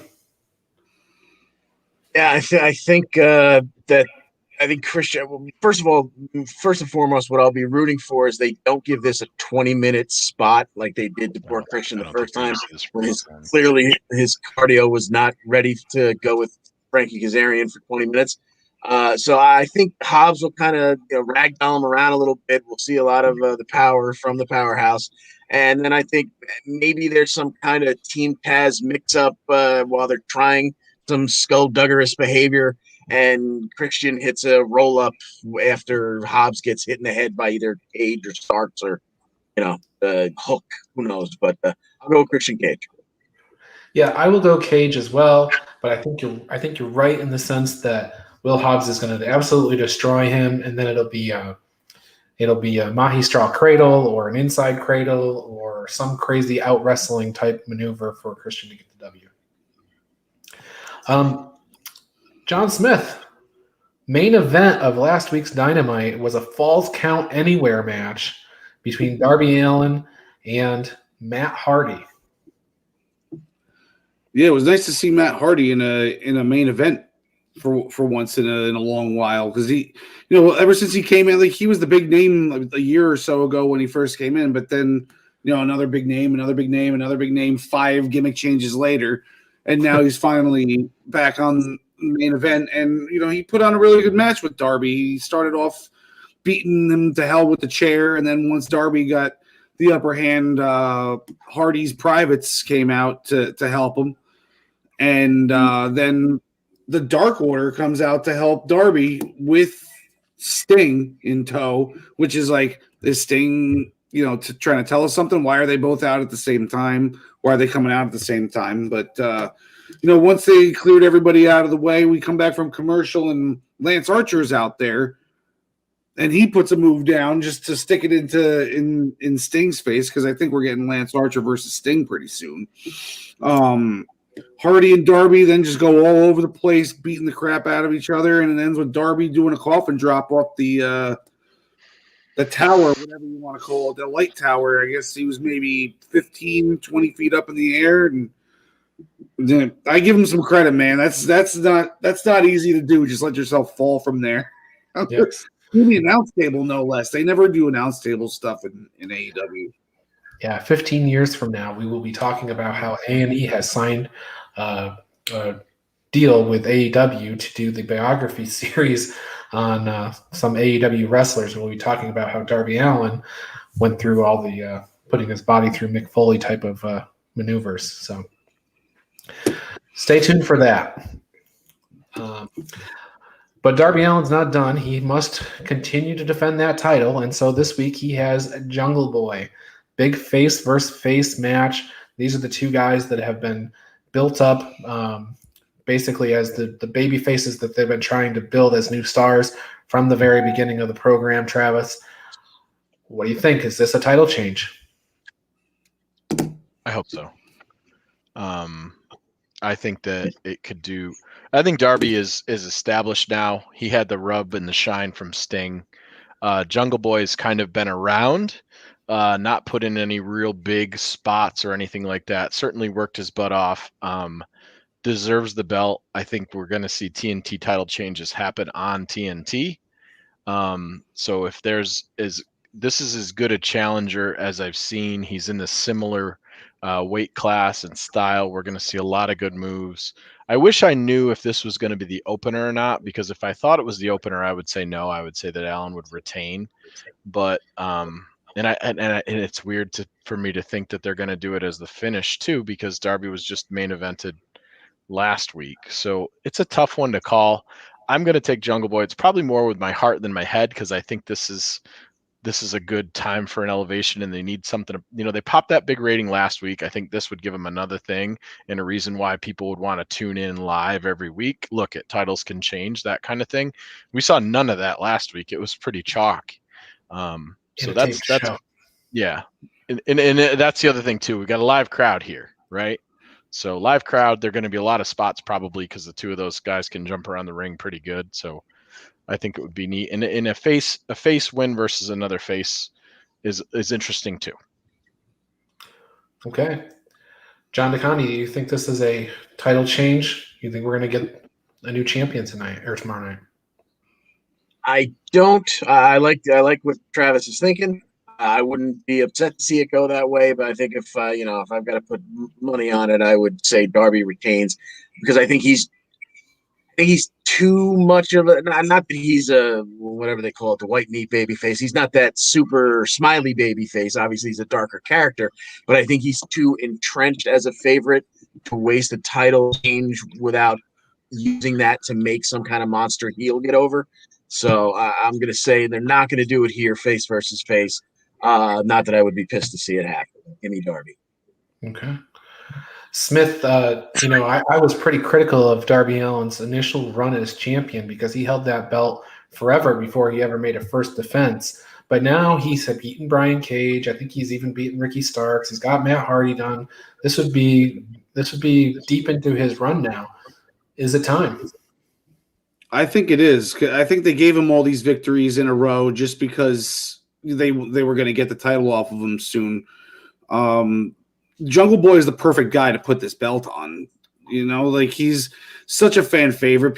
I think he's more of a fan favorite than Darby, to be honest with you. There's not a single person that's not, chanting to his song when he comes out. It's, that, and I think that's perfect to have as your TNT champion. Your champ is like one of the most over guys in the company. So I think it's time, and I think they're going to put it on him. Yeah, and the other thing I was thinking is that, it's face versus face, and that's kind of awkward a little bit, but with Kenny Omega working on top as a heel, I think they're going to keep this TNT championship on a face for a while. So I think I'm going to pick Jungle Boy. It's more of a pick from my heart. And John DeConnie, there is no money on the line here, so I feel okay about that. So even if I lose, my money stays in my pocket. So that's it for AEW. But Travis, before you leave, I want to ask you about Kenny Omega and Rich Swann. The rest of us are going to have time to talk about that at the end of the show, but Kenny Omega has a chance to collect a belt. You think he's going to do it? Yeah. Yep. I do. I think if this was on Moose, I'd probably have a different look. But since it's on Rich Swann, I think this is probably part of the deal initially to give him another belt. You got Morrow coming in to call the match, and you got Aubrey there to ref it. So you got a great story that Impact can tell about how you brought in your own ref or whatever. And there's some issues there, even though Aubrey's a straight shooter. Yeah, I think we're going to see Kenny go over here to get that belt, at least to just add some chaos to it, because, and I had to agree with him a week or so ago.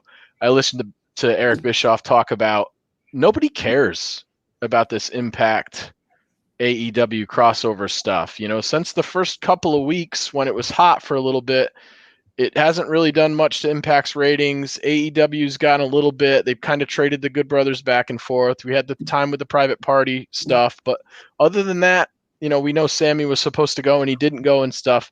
They need some kind of a fire to make this thing matter again, and I think this immediately does that and puts 3 belts on Kenny front and center. Okay, established champion and stuff, and it gets people talking up that again, as opposed to just Good Brothers with Don Callis over on AEW doing the heel thing, and they've been good, but it hasn't been a rivalry thing like a belt changing hands would be, because as soon as that happens, I think it's gloves off and anything can kind of happen. I think we'll see some more Impact people come over. If you if you give Jungle Boy the belt, maybe we see Ace come over and mess with him or something like that, in some real interesting stuff that I'm hoping to see. Hopefully we see Sami Callihan come over and fight with Moxley and Kingston, who are, somehow missing from this show, but hopefully we'll get to see some of them and catch up with them. The only other thing that I'll say about this show is, I know a couple of weeks ago we were kind of critical about how unremarkable the booking looked, because the matches looked pretty straight.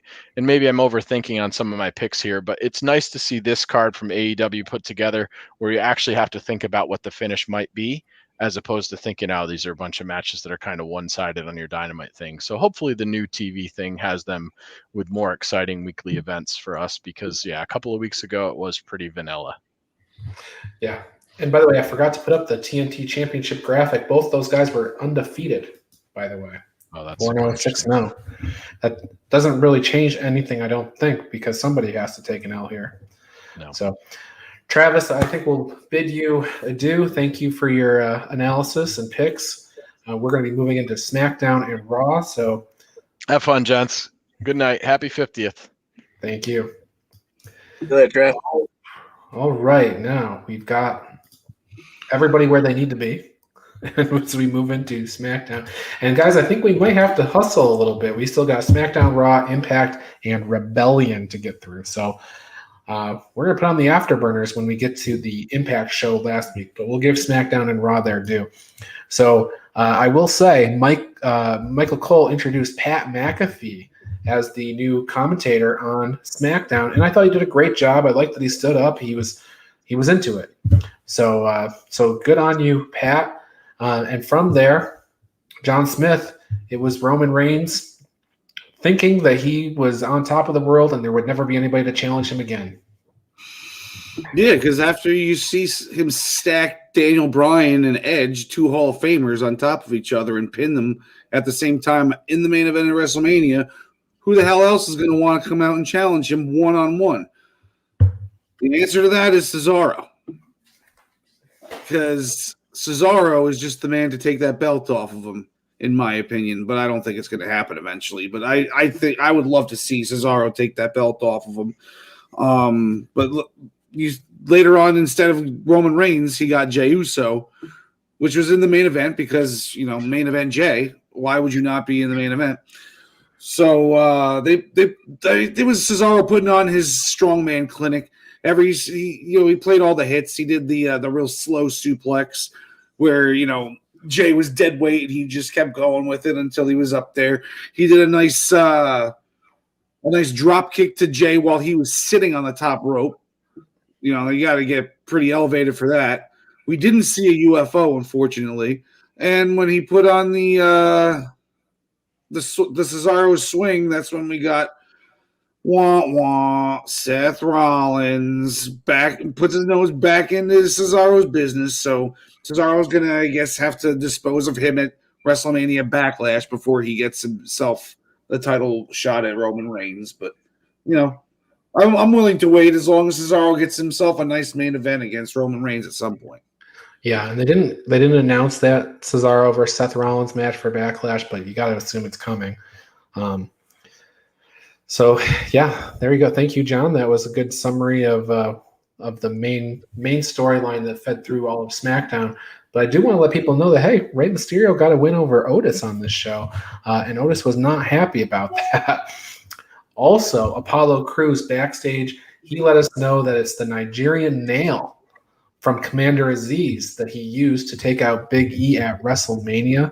No signs of Big E on this show, though. And John DeConnie, I'll go to you.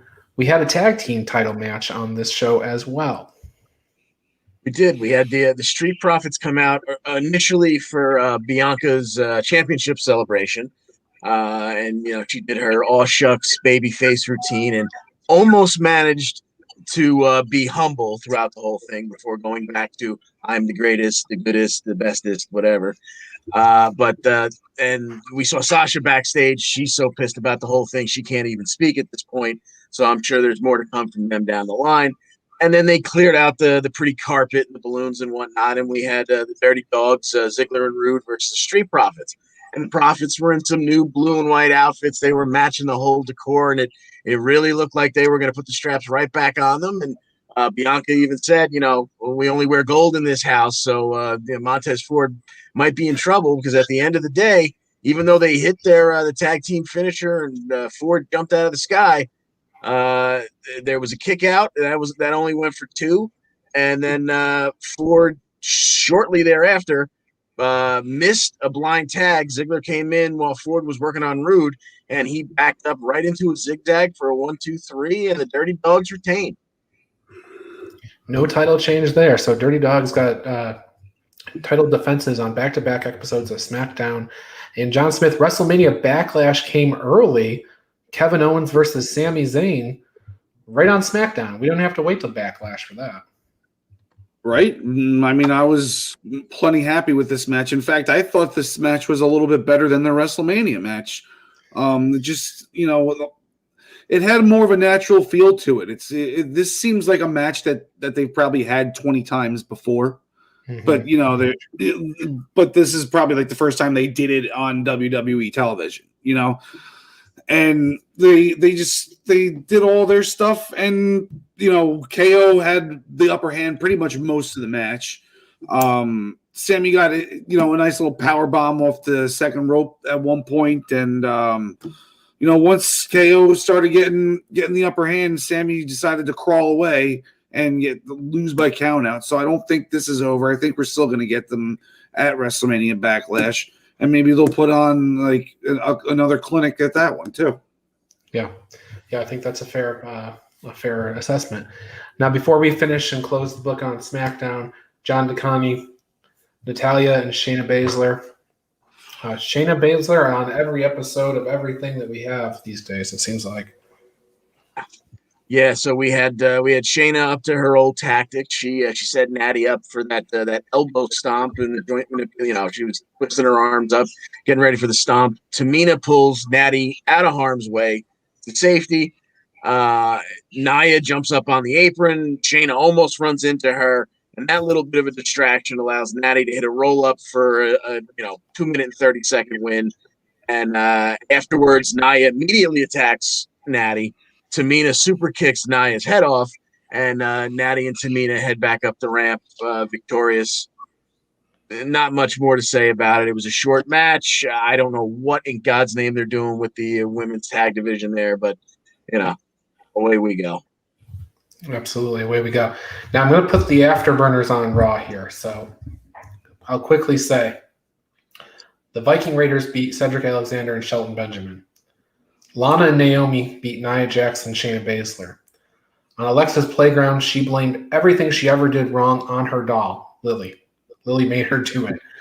Damian Priest got a win over The Miz. Sheamus is now in the business of doing open challenges, but he took out Humberto Carrillo before he could officially even answer the challenge. John DeConnie, tell us about the main event. In the main event here, we had Asuka and Charlotte Flair. Rhea came out. She basically was announced like she was the third participant in the match right after the first two introductions. She took a seat right at the base of the ramp. But before too long, she started circling the ring with her title over her shoulder.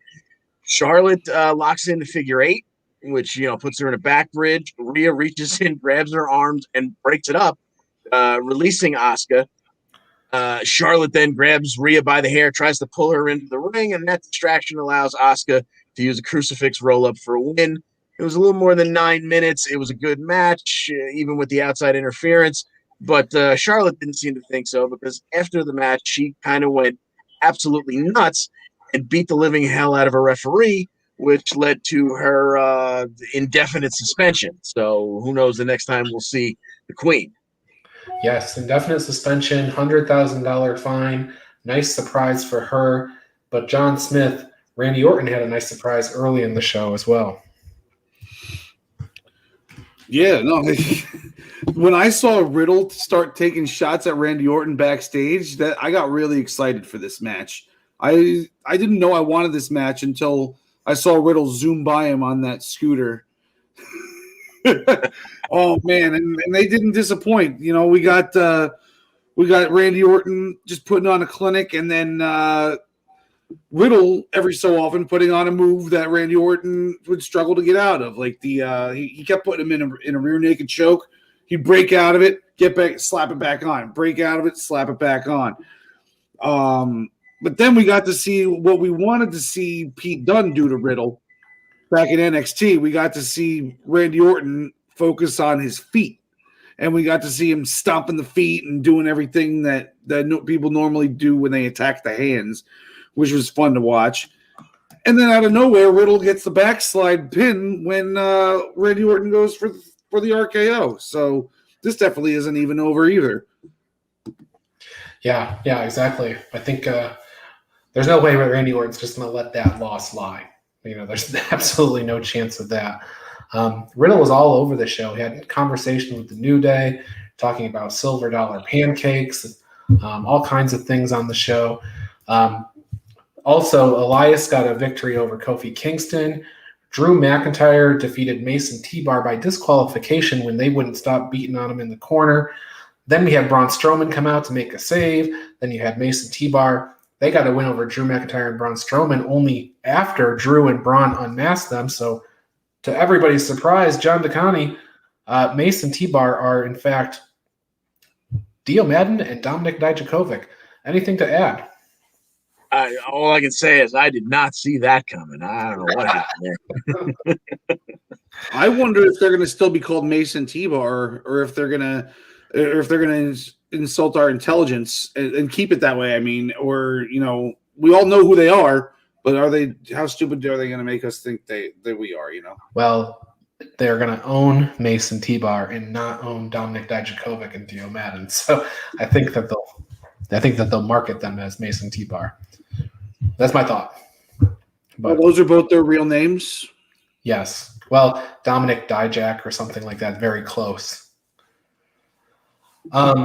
Okay. Well, that pretty much puts the button on Raw. They had no matches that they announced out of SmackDown or Raw for us to pick, but we have some things on Impact, and we got to get into Impact so that we can get out of here in time for NXT. So quickly, some results from Impact last week. Josh Alexander beat TJP. Karl Anderson beat Crazy Steve. Jake Something defeated Brian Myers, and Sami Callihan defeated Matt Cardona. Those were Pick Your Poison matches. Picking for this week, though, Good Brothers versus Decay. I'll start with you, John DeConnie. Who do you think? I think the Good Brother. I think everything's rolling towards the Bullet Club for this pay-per-view coming up. So give me the Good Brothers here. John Smith? Yeah, I got the Good Brothers winning this one, rolling into the pay-per-view with some momentum. Yeah, it's a must-win for them. If they lose here, what right do they have to chase to face Finjuice? Now, the same we might want to say about this Tenille Dashwood and Susan match, unless somebody has some crazy theory. I'll start with you, John Smith. Tenille has Deonna Purrazzo this weekend. Yeah, I know. I could see Tenille losing this match, though, because she already earned her shot at the title. So what does it matter if she loses this one?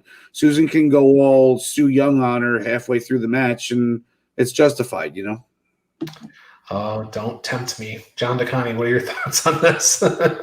I'm going to pick Tennille, but I'm never going to say, well, come on, she's got a title shot. She can't possibly lose right before the pay-per-view, because the very last pay-per-view, I think that happened to Taya Valkyrie.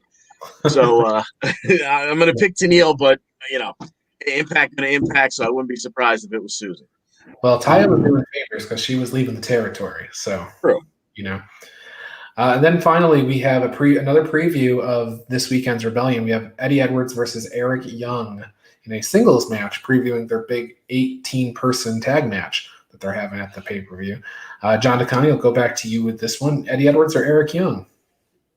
This one's a coin flip for me. I'm going to go with Eric Young here, because it seems like Violent by Design seems to be getting the upper hand all the time here. So might as well keep that rolling, so it's that much more shocking when suddenly the Impact lifers win over Violent by Design. And John Smith? I don't know. I think I'm going to go with Eddie Edwards on this one, because I think Violent by Design is going to come out on top at the pay-per-view. Yeah, I think I'm going to go ahead and call no contest. We know Eric Young's hurt. I think I think everybody rushes the ring and breaks it up, and we have no match here, really. And that leads us into Rebellion. So, with that in mind, we have a little visit here from Al and Tyler. Okay, ladies and gentlemen, we have our first pay-per-view of the 2021-22 Pro Wrestling Pick'em season. We are all zeroed out. Please come on to ProWrestlingPick'em.com. Let me get the graphic up. I can't even promote my own stuff correctly. Here we go. Go to ProWrestlingPick'em.com. Join the Essential Wrestling Podcast pool.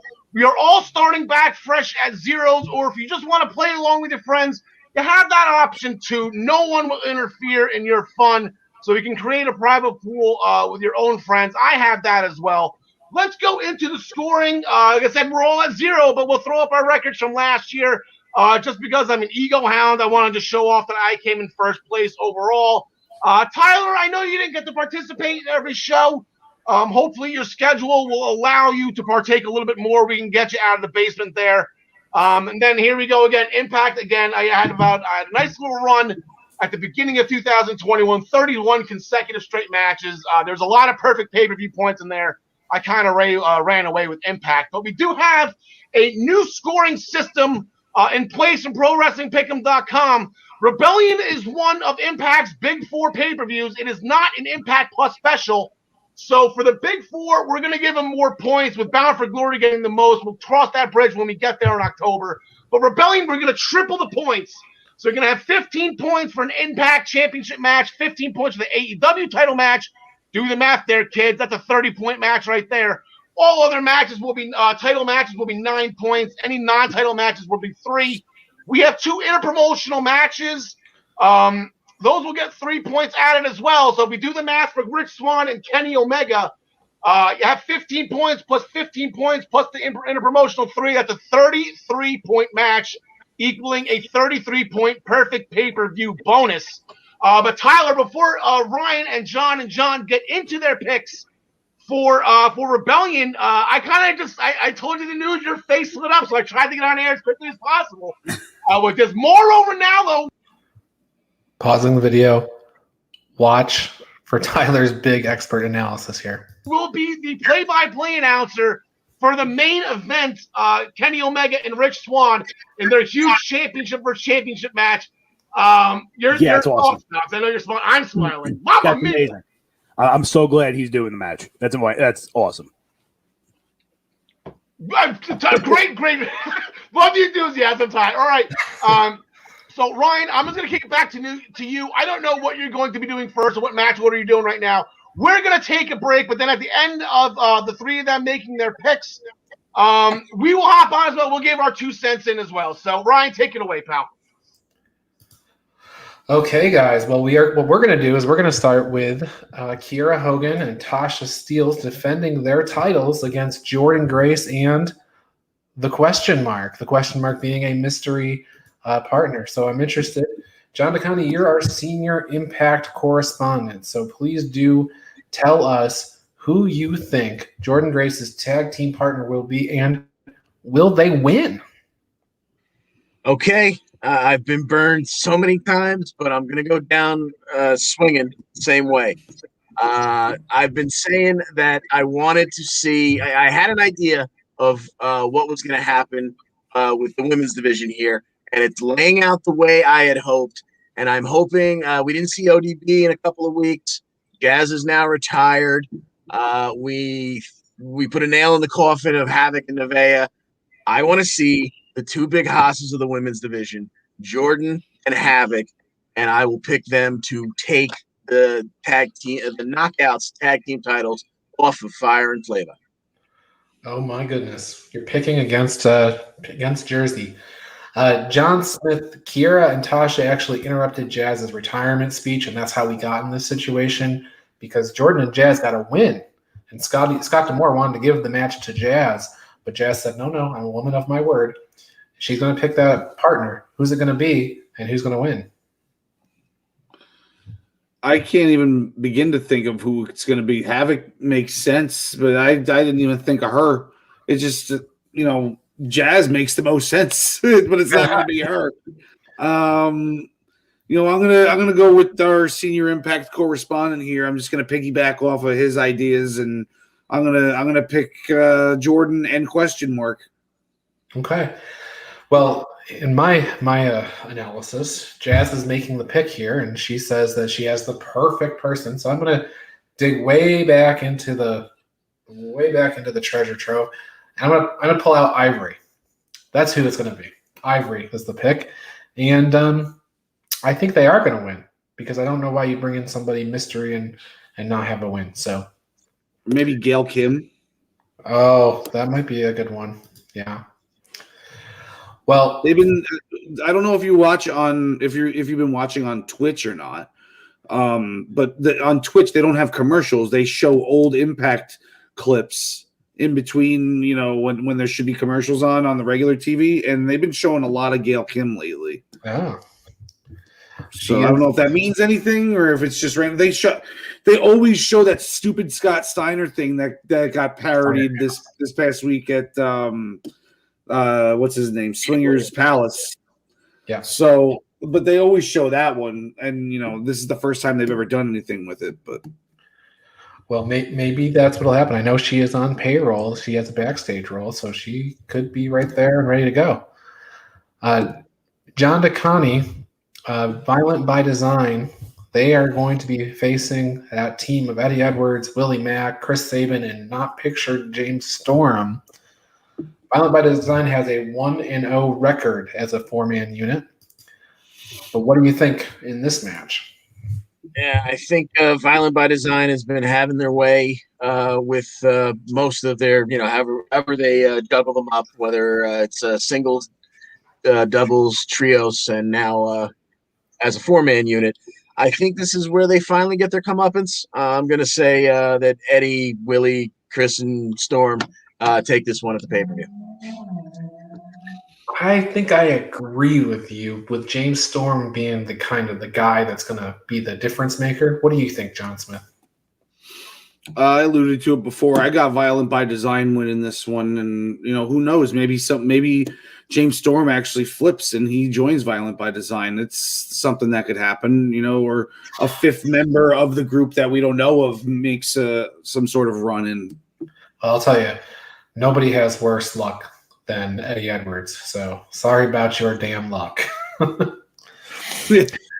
John Smith, Sami Callihan, and Trey. They've had a feud bubbling ever since Trey got back. Callihan, he admitted to attacking Tommy Dreamer at Hardcore Justice just to get Trey on the pay-per-view. That was the straw that broke the camel's back, though. And now we have Sami Callihan versus Trey in a last man standing match at Rebellion. Who is going to stand? Who's going to walk away? It's got to be Trey. It's got to be. I don't see how he doesn't win this the way they've been building up this whole feud for the past month, 2 months even. Now, I was going to say, John DeConnie, that Sami Callihan doesn't ever seem to get any wins, but my win-loss records here seem to indicate otherwise. So I guess I can't really go with that. But What do you think on this? On this? Yeah, so this is kind of a coin flip for me because because it's the last man standing, Sammy could do something absolutely terrible to get the victory here. But I think I'm going to go with Trey just because it makes the most sense. And boy, does that get you in trouble when you're picking impact matches.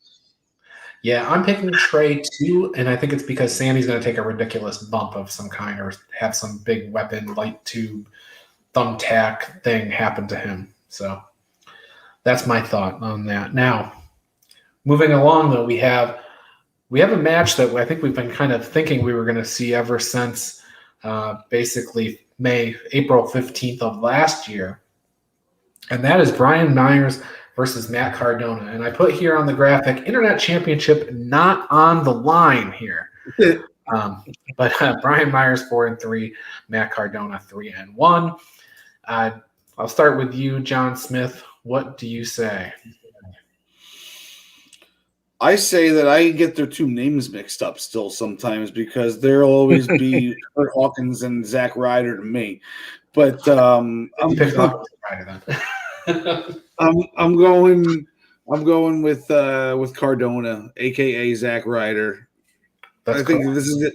I think this is your true like heel face storyline where the face prevails. You know, something like out of the late '80s, early '90s. You know. Now, John DeConnie, last I knew, Cardona was working date by date, Matt, whereas Brian Myers under contract. Not sure if that makes a difference here. I like John Smith's logic. What do you think? Yeah, I think Smith is 100% right here. Myers got the quick victory last week and then picked Sammy Callahan for Cardona, and Cardona has a loss going into this. So, yeah, I think Cardona, gives us our happy moment here where the babyface goes over at the big pay-per-view. Yeah, we're all on the same page here. I think Cardona gets this win as well. Now, the odds are at question in this next match. It is the X Division Championship match. According to Swingers Palace, TJP is the odds-on favorite to win. But as John Smith alluded to earlier, the inventor of the Canadian Destroyer, P.D. Williams, did some magic math, Steiner style, with his headgear.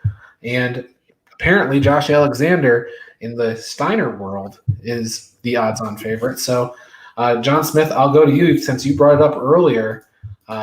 Here are their win-loss records. Who do you think is going to walk out with the X Division Championship? Oh, man. They've been pushing Josh Alexander so hard lately. I don't think they're going to put it on him, though. I think Ace Austin's going to retain somehow, some way. Okay. John DeConnie, this is the year of Ace Austin, as you have foretold. Does he need to drop this X Division Championship now so that he can move on to the next championship? I don't think so here for exactly the way that Smith put it. I think was perfect with it. Josh, it really seems like they're moving towards Josh. But I'm going to go back to something that got me in trouble WrestleMania weekend and say, I think there's going to be some title changes here, so somebody's got to retain, and might as well be Ace Austin. So give me Ace to retain here. Maybe him and Josh go head up somewhere down the line, and that's where Josh finally takes it. But give me Austin here, Rebellion. Okay. That logic would have been not served you well at WrestleMania. A lot of title changes there, although there were quite a few retentions. I mean, you had Nia Jax, Shayna Baszler, Bobby Lashley, Roman Reigns. So you got that. But all the ones I didn't pick. well, a lot of points on the line there. So and we have another championship match here, and I'm curious to know whether this is the one that you're picking for a change. We have Deonna Purrazzo and Tenille Dashwood. It is the Knockouts Championship, John DeConnie. And this one is one of the ones where I didn't labor too long on it. No offense to Tenille, but I think Deonna makes fairly short work of her. I think Deonna will definitely. I've got Deonna here too, John Smith. She's 5-0, seems to be untouchable. Do you think Tenille Dashwood, I don't care how cool her sunglasses are, but do you think she can be the person who knocks off Deonna Purrazzo. No, definitely not. I think I like the dynamic of the heel versus heel, of course. That's my thing. And we don't really ever see it with the women. We do get it now and then across wrestling with the men, but I can't remember a heel on heel action with the women, especially a match that means so much. So, Deanna's going to win. This is just another win to feed Deonna as her resume keeps getting more impressive. Yep. I got Deonna too all the way. Deanna's probably going to hold that belt till Jordan Grace takes it off for John DeConnie. That's what I'm saying. Either that or in the next couple of weeks, we get wild in the Impact Zone. And, I see Deonna coming out and saying, I've beaten everybody there is to beat. Who's left on the roster for me? And then we get wild. Yeah. Well, we have 2 more matches, both interpromotional. Finn Juice versus the Good Brothers for the Impact World Tag Team Championships come up first. John DeConnie, I'll go back to you. Are the belts staying in Japan, or are they coming back home to the Impact Zone? I would really love to see Finn Juice defend them here and hold on to him for a little while longer. And if I thought maybe they were going to be in America, I don't know how long they're going to stay this trip, but I think things are rolling towards we saw the Bullet Club last week on AEW outside near their car, and they're all gathered around. They're all buddy, arm in arm. And I think we're just going to get a replay of that sometime soon, except there's going to be a lot more gold in the picture. So give me the Good Brothers to get their belts back here. Okay, that's interesting analysis, John Smith. Do you think those belts are also going back?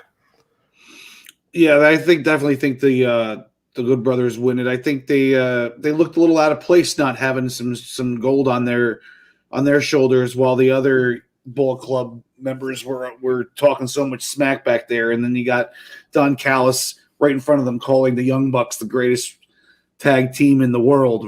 And, they got the belts to prove it, and the Good Brothers don't. So they need to get those back.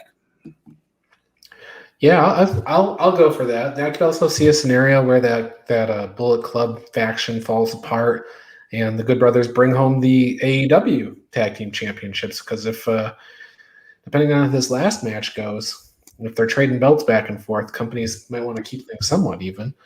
But I'll pick the Good Brothers here, and then Kenny Omega and Rich Swann. Of course, we have one more Impact before, so you guys, your picks aren't totally locked in now. A lot can happen on Thursday, but Rich Swann, he would be the shocking win. Kenny Omega's the one that everybody thinks will win. Swann is the one that would actually, cause the most ripple. So, John Smith, you take first go. Well, I think a lot of what Travis was saying earlier is right, but with the ratings, how they haven't really shown much since this AEW invasion, except for that first week. But I think it's because this match is so predictable, and nobody in their right mind thinks that Rich Swann's coming out with all 3 of those belts. So I think once we get this over with, then the ball can really start rolling with this Impact versus AEW thing, because now they got our belts hostage. Yeah, especially because there's 2 belts now. The TNA belt, whether you recognize it personally or not, it's now recognized as a championship in Impact. So, they got their 2 top belts on somebody else, and then they're gonna have to send some renegades over to try to recover them. John DeConnie, some of what John Smith is saying is part of the reason why I think maybe Finn Juice might retain, because it would make for an interesting story if all the Impact belts just aren't in Impact anymore. But what do you think here? Does Rich Swann have a chance at taking that belt home at the AEW World Championship? We try to lay out scenarios that you could go either way here, but this is about as cut and dry as a match I think we're ever going to pick. If all this hasn't been leading up to the belt collector adding 2 more belts to the collection, then I don't know what's going on. Give me Kenny Omega here being, he's going to need the Bucks and the Good Brothers to help him hold up his arms as he lays out all 4 belts when he shows up on AEW the next week. Yeah, I have to agree with you. I'm picking Kenny Omega here. As much as I think that the shock and awe of Rich Swann winning would be so worth it, I think Kenny Omega is our guy in this match, and we've all had our choice, that we've picked all the matches, and we've had our say. Now let's give Al and Tyler their time to let us know what they're picking. All right, so John, Ryan, they all made their picks. They are all set. Tyler, let's discuss a little bit real quick. It's the 50th episode. God damn it, if we're not going to be on this in some way, shape, or form other than a cold open. So we're going to go through the Rebellion card right now. Let's have some fun here. Let's get that graphic up top. Boom, we are in Rebellion mode. There we go. Tyler, there's an 8-man tag team match. You got Violent by Design, who won an 8-man tag team hardcore match at Hardcore Justice. Therefore, their squad is intact. But this time, Eddie Edwards is going to be joined by James Thorne, Chris Sabin, and the man with the best wrestling entrance music on the planet, Chocolate Thunder Willie Mack. Who do you got in this one? I'm going to take Violent by Design. All right, I'm going to go with the heels on this one. I figured the key is what I mentioned here, Tyler, and this is my thought process. Who's knows if I'm right or wrong here? This is not. Doesn't sound like this was announced as a hardcore match. So this is Violent within the rules, I guess, for Eric Young and his squad. Not to mention Eric Young. Shout out to him. It came out that he blew his ACL in that hard. It was the match. It was James Storm's 1000th match before Hardcore Justice. He's been trucking through it. So shout out to Eric Young. Yeah. In a match, Ty, that's got. I'm sorry, Ty. What were you saying? No, he's an absolute trooper. Absolutely, that's it. You know, see that the Canadian and the hockey player mentality. You have to, take this guy. Seth Rollins disappeared when he blew his knee out. Yeah. So Tyler, in a match that is going to be near and dear to your heart, Long Island's going to explode here with Matt Cardona and Brian Myers. I don't want either one of them to lose. They're both Long Island guys, but I guess if they're both Long Island guys, I win either way. Yeah. I'm gonna take Brian Myers here. Okay, I'm with you on that one too. I think Myers has he's got the motivation in this. I can totally see Cardona winning and then Myers going insane. I can see that happening just as much as I can see Myers. I have a lot of good guys winning here, so especially in the lower end of the card. So I figured, I'll throw Brian Myers, cheat to win. Right now, that's kind of been his thing. Yeah. In a match where Sami Callihan, he's been saying a lot lately that he's been I don't know if he's been wanting to make out with Trey Miguel, but he's saying he wants to teach him passion. So they're going to go at it. Trey Miguel obviously does not lack passion in the ring. I can tell you that. He's fired up right now. Oh, yeah. And that's why I'm going to give him a pick. I'm going to go with Trey Miguel. Yeah, I got Trey Miguel on that one as well.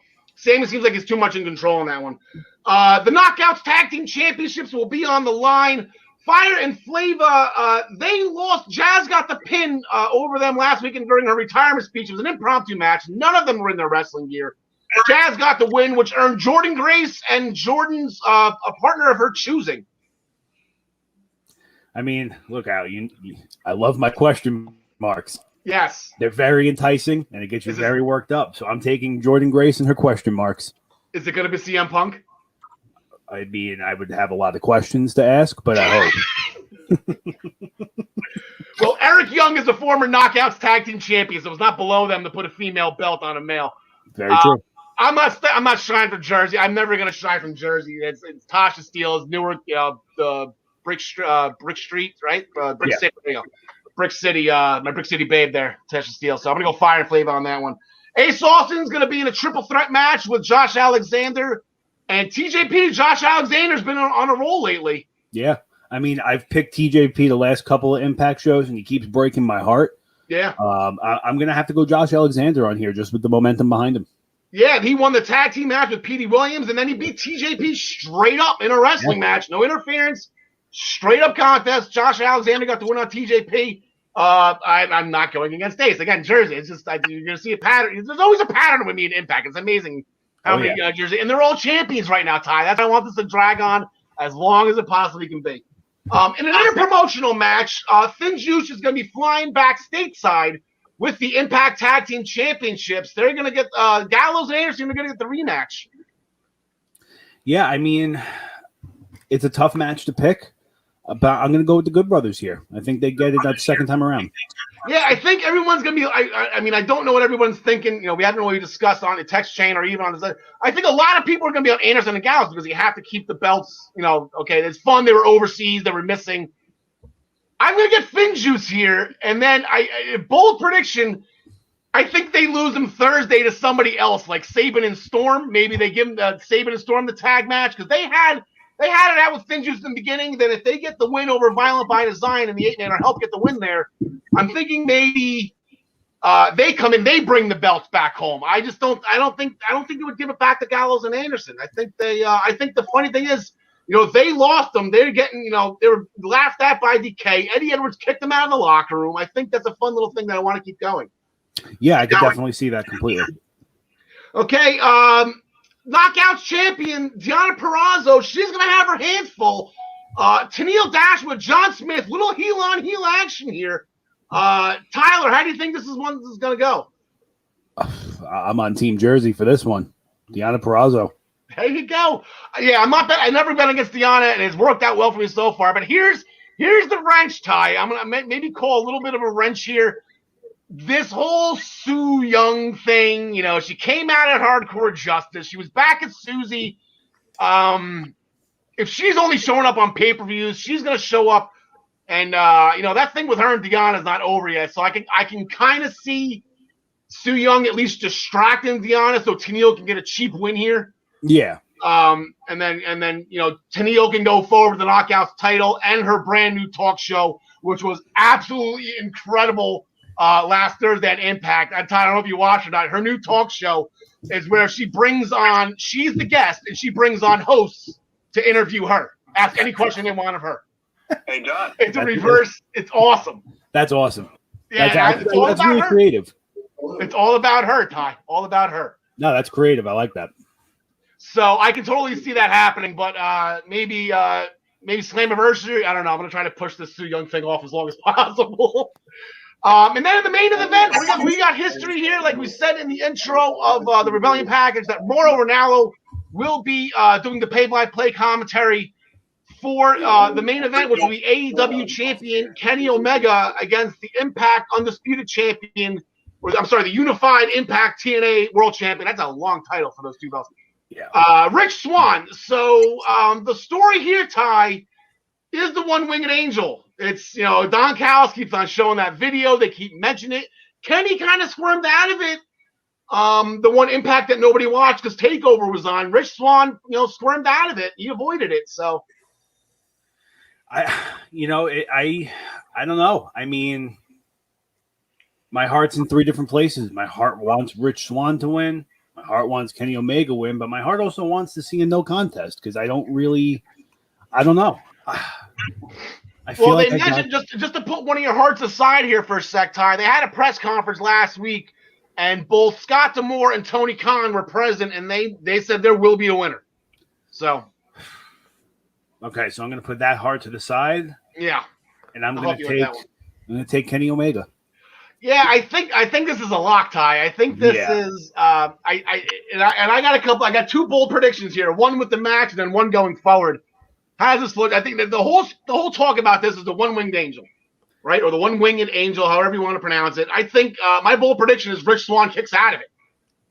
I think he kicks out of the first one, and maybe a One-Winged Angel off the second turnbuckle is what does him in. But I can, now that Moro's doing the announcing, I can see Rich Swann kicking out of it, and Moro just losing his bleep. Couple Mamma Mias. What's that? Couple Mamma Mias. Oh my God, yeah, there's gonna be a lot of Mamma Mias. This is gonna be like a 37, 38, 39 star match range. This is gonna be a great match. But the long-term prediction here, Ty, is that I got Kenny Omega too. I think everybody and their mother's taking Kenny Omega. I don't think anybody is picturing Rich Swann showing up as on Dynamite as the AEW champion. I think that's the last thing on anybody's mind here. But going forward, my thing was like, okay, so how do you get this off Kenny? How does Impact get their title back? My original thought was Eddie Edwards. And I'm like, you know what? That's an answer. He's going to get his shot. I think maybe they do for 1 year. They do away with the 5-person match at Slammiversary and do Kenny Omega versus Eddie Edwards. That's the heart.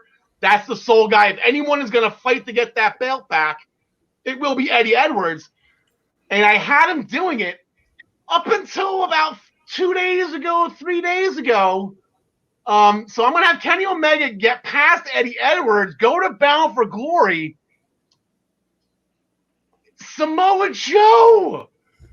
Bring Samoa Joe home Samoa Joe is going to be the savior of the company that he grew up in. I got Samoa Joe being the one to eventually get the Impact Championship off Kenny Omega at Bound for Glory. So there's going to be some time. We got about 6 months till that happens. But that's my long-term call right there. Yeah, I mean, you got to wait 90 days just for Samoa Joe to be able to compete to begin with. So you'll be halfway there already.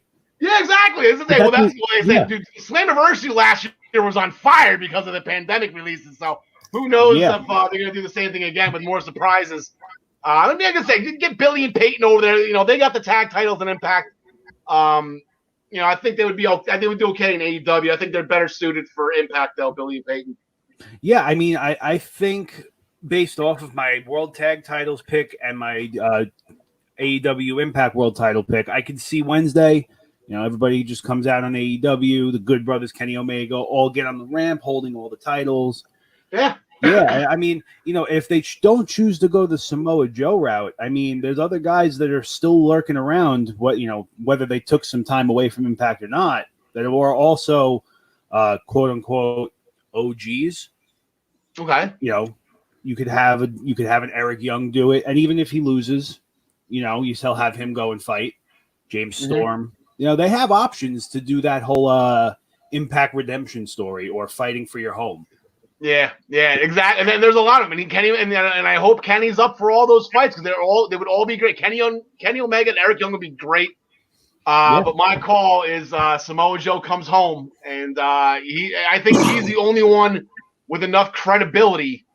To beat Kenny Omega, and it seemed legitimate and not like I said, you got to throw Moose maybe in this conversation. Well, maybe Moose is what cost Rich Swann at Rebellion as well. So maybe, you know, if Moose has been off TV since losing the unification match to Rich Swann back in, I don't know if it was January or whatever it was.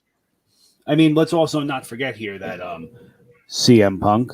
Yes, CM Punk. Early 2000s. He was a TNA guy in the early 2000s. Everybody forgot. I remember he was a part of Raven's Gathering, Tyler. I was watching. Yeah. And so, you know, fight for the company you worked for 6 weeks. Why not? Yeah, Raven had CM Punk, Julio De Niro, and Alexis Lurie, who ended up being Mickie James. Yes.